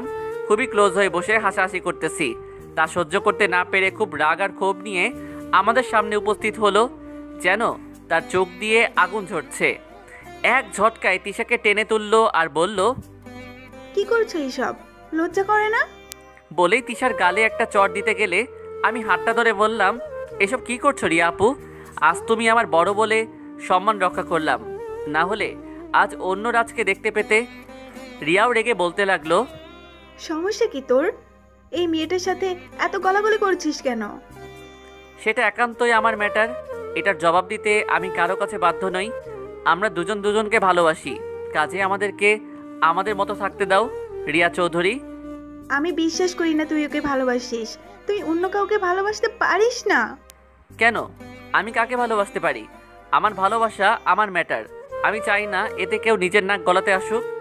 তুই অনেক পাল্টে গেছিস রাজ। পরিস্থিতি বাধ্য করেছে। রিয়া কিছুটা হতাশ হয়ে সেখান থেকে চলে গেল। আজ আমি অনেকটা খুশি, কারণ আজ রিয়া বুঝতে পারছে অপমানের স্বাদ কতটা নির্মম। রিয়া চলে যাবার পর সবাই অট্টহাসিতে মেতে উঠলাম। অনেক মজা পাইলাম রে দোস্ত।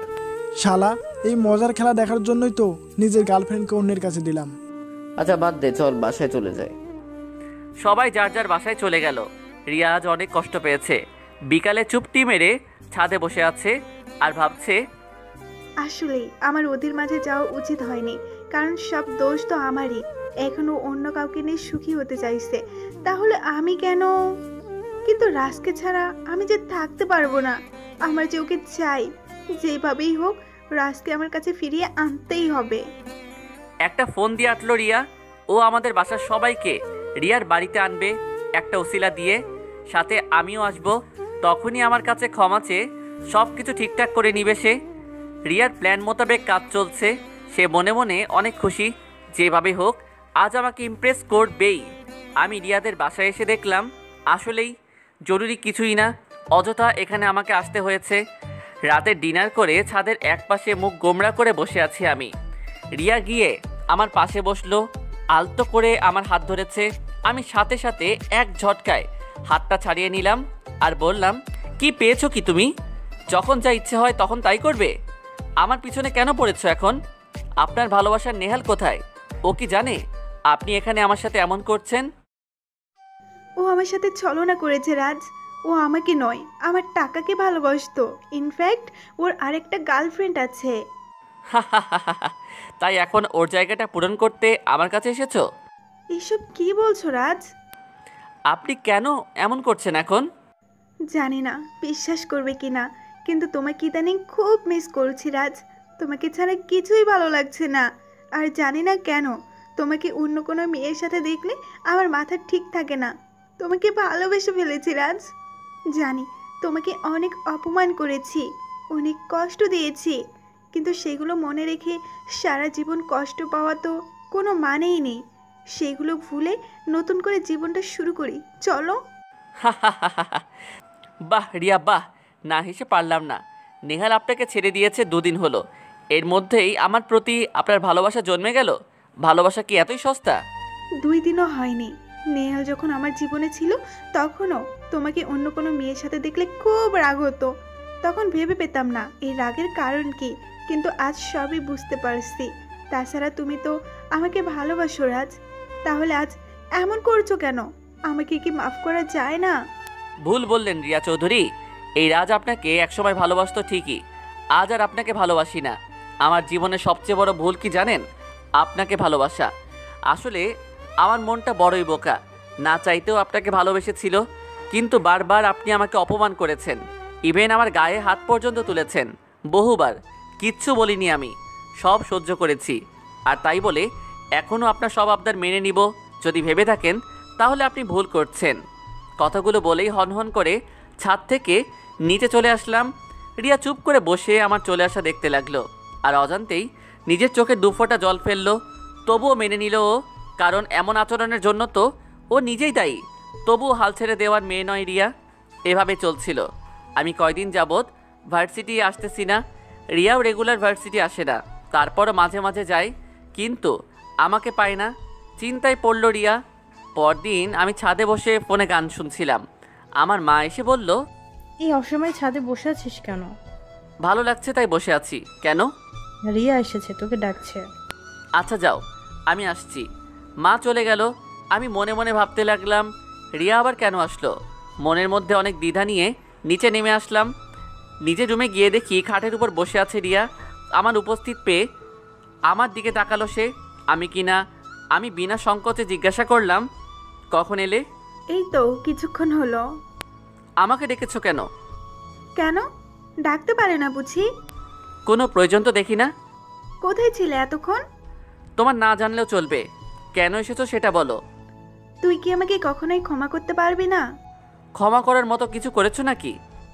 ভার্সিটি যাস না কেন? ইচ্ছে করেনি তাই। আমাকে মাফ করা যায় না রাজ, আমি যে তোকে খুব ভালোবেসে ফেলেছি। এটা বলার জন্য এসেছো? প্লিজ রাজ, সিনক্রেট করিস না, একবার ভেবে দেখ। কোনো ভাবনা চিন্তা ছাড়াই তোমাকে ভালোবেসেছিলাম, সেটা এখন ছাই হয়ে গেছে। আর ভেবে দেখার কথা বলছো? ভেবে চিন্তে কখনো ভালোবাসা হয় না, ভালোবাসা হঠাৎ করেই হয়ে যায়। কিভাবে হয়ে যায় কেউ বুঝতেই পারে না। ভালোবাসা হঠাৎ করে হয়ে যায় ঠিকই, কিন্তু হঠাৎ করে শেষ হয়ে যায় না। তুই তো আমাকে ভালোবেসেছিলি, তাহলে এখন কেন এমন করে পাল্টে গেছিস তুই? কখনো যদি মনে হয় আমি বদলে গেছি, তাহলে বুঝে নিও তোমার করা সেই একটু একটু অবহেলাগুলো আমাকে কঠিন করে বদলাতে বাধ্য করেছে। রিয়া এবার একটা দীর্ঘশ্বাস ছেড়ে উঠে চলে গেল নিজ গন্তব্যে। নীরবে চোখের পানি ফেলতে লাগলাম আমি।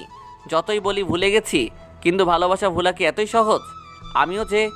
আমি যে আজও রিয়াকে অনেক বেশি ভালোবাসি, বাট রিয়াকে তো একটু বোঝাতে হবে কত কষ্ট পেয়েছিল আমি।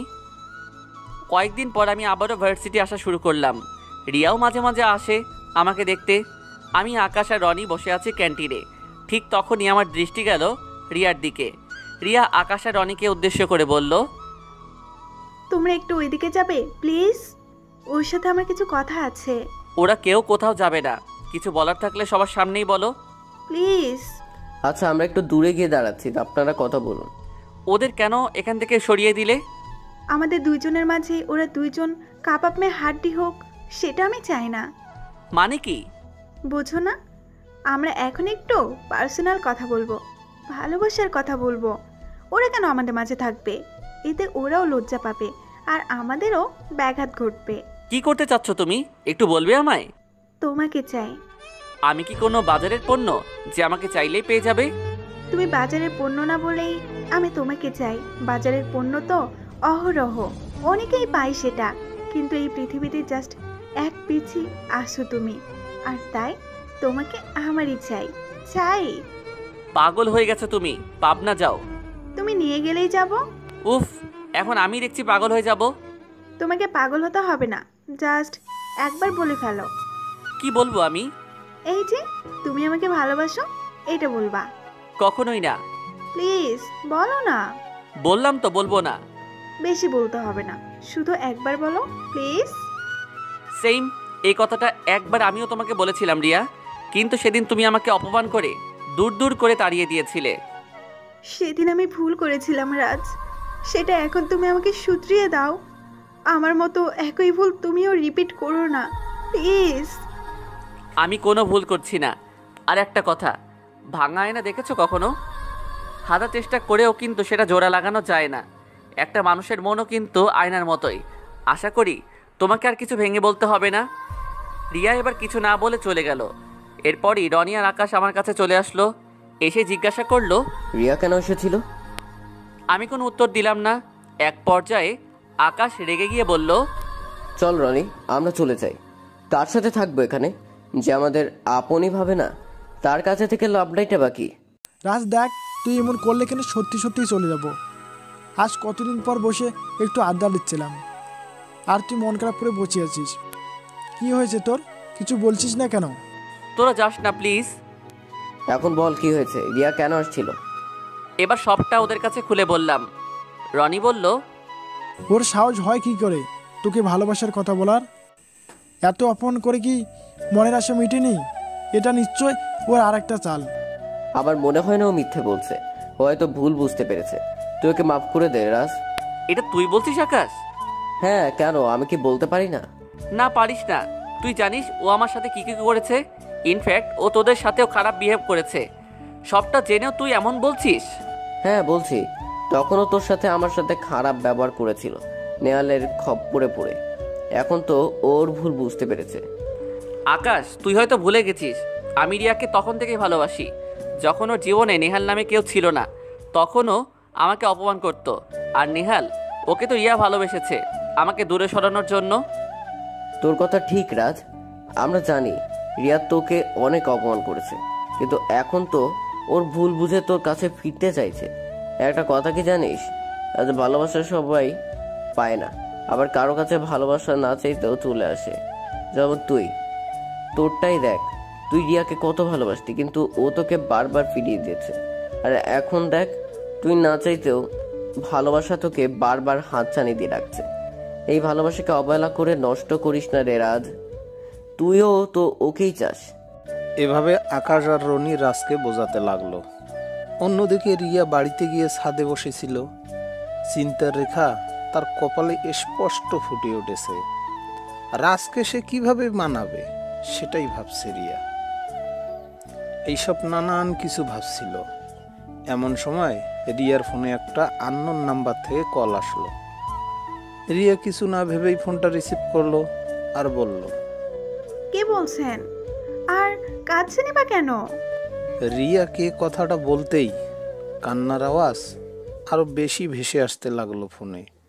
রিয়া আবারও বলতে লাগলো, দেখুন, আপনার কান্নাকাটি শোনার মতো টাইম আমার নেই। কে বলছেন ঝটপট বলে ফেলুন।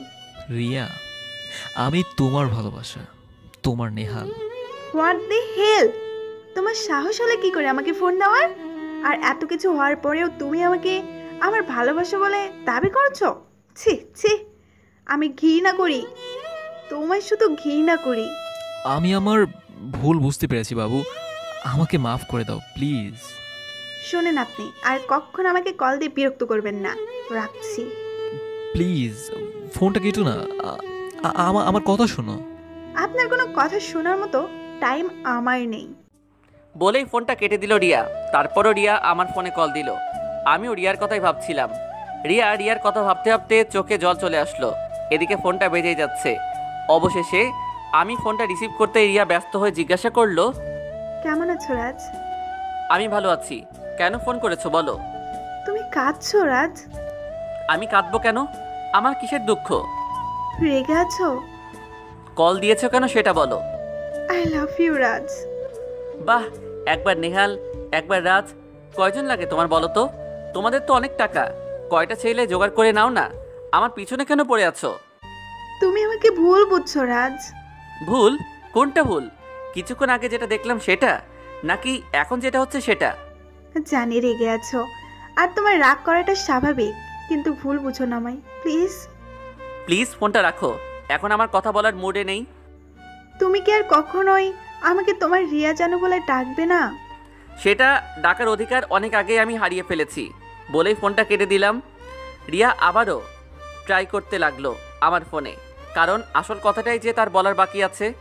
অবশেষে আমি ফোনটা অফ করলে বেশ টেনশনে পড়ে গেল রিয়া। দুদিন হলো ফোনটা অফ করে রাখছি, ভার্সিটিতেও যাইনি, কারোর সাথে যোগাযোগও করিনি। ওদিকে রিয়াও পাগল প্রায়। আজ কয়দিন খাওয়া দাওয়া ঘুম কিছুই ঠিকমতো হয়নি তার। রিয়া বেকালে বেলকনিতে আনমনা হয়ে বসে আছে। পিছন থেকে গিয়ে মেয়ের মাথায় হাত বুলিয়ে জিজ্ঞাসা করলো, কি হয়েছে রে তোর মা? এই কয়দিন বড্ড অস্বাভাবিক লাগছে তোকে, আমাকে বল কি হয়েছে তোর? রিয়া আর নিজেকে ধরে রাখতে পারলো না, উঠে মাকে জড়িয়ে ধরে কেঁদে ফেললো। আজ যে খুব কষ্ট হচ্ছে ওর। আজ মাকে সব খুলে বলল রিয়া। মাও বুঝতে পারলো তার আসল কাহিনী। তারপর ওর মা বলল, ঠিক আছে, আমি ওর বাবার সাথে কথা বলছি। না মা, তোমাকে কিছুই বলতে হবে না, আসলে দোষ তো আমারই ছিল। রিয়ার মাও বেশি জোরাজোরি করলো না। পরের দিন সকালে ঘুম থেকে উঠেই আরও একবার ট্রাই করলো রিয়া। আজ রিং হচ্ছে আমার মোবাইলে। স্বস্তির নিঃশ্বাস ফেললো সে। আজ যেভাবেই হোক আমাকে ইমপ্রেস করতেই হবে। সহ্য করতে না পেরে ফোন রিসিভ করে আমি বলে উঠলাম, হ্যালো, কে? কেমন আছো রাজ? তুমি আবারও কল দিয়েছো? এই মেয়ে, কি পেয়েছো কি তুমি? আমাকে আর কত জ্বালাবে? সামান্যতম লজ্জা নাই তোমার? বেহায়া মেয়ে কোথাকার, আমাকে কি একটু শান্তিতে থাকতে দিবে না? কি চাও কি তুমি বলো তো? রিয়া আর সইতে পারলো না, যেন বিষের মতো লাগলো আমার কথাগুলো। আস্তে করে লাইনটা কেটে দিল রিয়া। পুরো পৃথিবী যেন তার কাছে বড়ই বিষাক্ত মনে হচ্ছে। আমার কথাগুলো বলার পরে নিজের অনেক খারাপ লাগলো। রাগের মাথায় কী সব বলে ফেললাম। এতগুলো কথা বলা আমার মোটেও ঠিক হয়নি। আজ 3 দিন পর আমি কলেজে আসলাম। রনি আর আকাশ দেখে, কিরে শালা, কি হয়েছে তোর? আজ 3 দিন ধরে তোর কোনো খবর নেই? এমনিতে একটু অফ মোডে ছিলাম, তাই আর কি। রিয়ার সাথে কথা হয়েছে? হয়েছে, তবে কথা সব আজ আমি বলেছি। মানে? এরপর সকালের ঘটনা সব খুলে বললাম। কি? তুই এটা কি করলি রাজ? কেন, কি হয়েছে? আসলে সেদিন রিয়া ঠিকই বলেছে, নেহালের বিষয়টা আমাদের ভুল বোঝাবুঝি ছিল। সেদিন যে আমরা রিয়াকে নেহালের সাথে পুকুর পাড়ে দেখেছি, আসলে সেদিন রিয়া নেহালের সাথে সম্পর্ক গাঢ় করতে আসেনি। নেহাল তাকে মৃত্যুর ভয় দেখিয়েছিল বলে এসেছিল নেহালকে সরাসরি বলতে যে সে আর নেহালকে ভালোবাসে না। এরপর সব ঘটনা আমাকে খুলে বলল। কথাগুলো শুনে বিশাল একটা শট খেলাম। ভাবতে লাগলাম, এটা কি করলাম আমি? না, আমার অনেক বড় ভুল হয়ে গেছে। হঠাৎ করে আমার ফোনটা বেজে উঠল। ফোনটা রিসিভ করতেই আম্মু বলে উঠল, রাজ কোথায় তুই? আম্মু, আমি তো ক্যাম্পাসে। কেন, কি হয়েছে? জয়, ঢাকা হাসপাতালে চলে আয়। কেন, কার কি হয়েছে? রিয়া সুইসাইড করতে চেয়েছিল, এখন হাসপাতালে নেওয়া হয়েছে। কথাটা শুনতেই আমার মাথায় যেন আকাশ ভেঙে পড়ল। আমি আর দেরি না করে একটা সিএনজি নিয়ে 3 জনই হাসপাতালে পৌঁছালাম। হাসপাতালে গিয়েই দেখি রিয়ার মা বাবা বাহিরে দাঁড়ানো। আমি সেখানে যেতেই মামা আমার দিকে কেমন একটা অভিমানী দৃষ্টিতে তাকালো। তারপর আমি জিজ্ঞাসা করলাম, মামা রিয়া কই? ভিতরে, ডাক্তাররা ওকে ওয়াশ করছে। কথা শুনে আমি চুপটি মেরে বসে পড়লাম। কিছুই বুঝতে পারছি না কি হয়ে গেল। এমনটা তো আমি চাইনি, এমন হবে আমি ভাবিও নি। আজ নিজেকে বড় অপরাধী মনে হচ্ছে আমার। একটু পর ডাক্তার বেরিয়ে এলো। আমি ডাক্তারকে জিজ্ঞাসা করলাম, ডাক্তার ডাক্তার এখন রিয়ার কি অবস্থা? ওয়াশ করা হয়ে গেছে, এখন ঝুঁকিমুক্ত, চাইলে দেখা করতে পারেন আপনারা। কথাটা শুনে যেন প্রাণ ফিরে পেলাম আমি। চোখের জলে মুছতে মুছতে আমি রিয়ার বেডের কাছে গেলাম। আমাকে দেখে রিয়া অন্যদিকে মুখ ফিরিয়ে নিল। তবুও আজ হাল ছাড়িনি। রিয়ার পাশে বসে ওর একটি হাত চেপে ধরে বলতে লাগলাম, প্লিজ আমাকে ক্ষমা করে দাও, আসলে এমন হবে আমি বুঝতে পারিনি। রিয়া জানো, আমি তো তোমাকে অনেক ভালোবাসি, শুধু একটু বোঝাতে চেয়েছিলাম অবহেলার কষ্ট কতটা নির্মম, বাট এমনটা হবে আমি ভাবিনি, প্লিজ। রিয়া অজর ধারায় কাঁদতেছে। অন্যদিকে ফিরে সে আর নিজেকে আটকে রাখতে পারল না। আস্তে করে উঠে আমার দিকে তাকিয়ে মুচকি হাসি হেসে আমাকে জড়িয়ে ধরলো। আমি আর কি করব, চাঁদ তো আজ হাতের মুঠোই। দেরি না করে আমিও রিয়াকে বাহুডোরে আবদ্ধ করলাম। খুব শক্ত করে ধরে আছি দুজন দুজনকে, যেন অন্য জগতের উপস্থিতি পেয়েছি দুজনেই। এই বাঁধন যেন আর ছিন্ন হওয়ার নয়।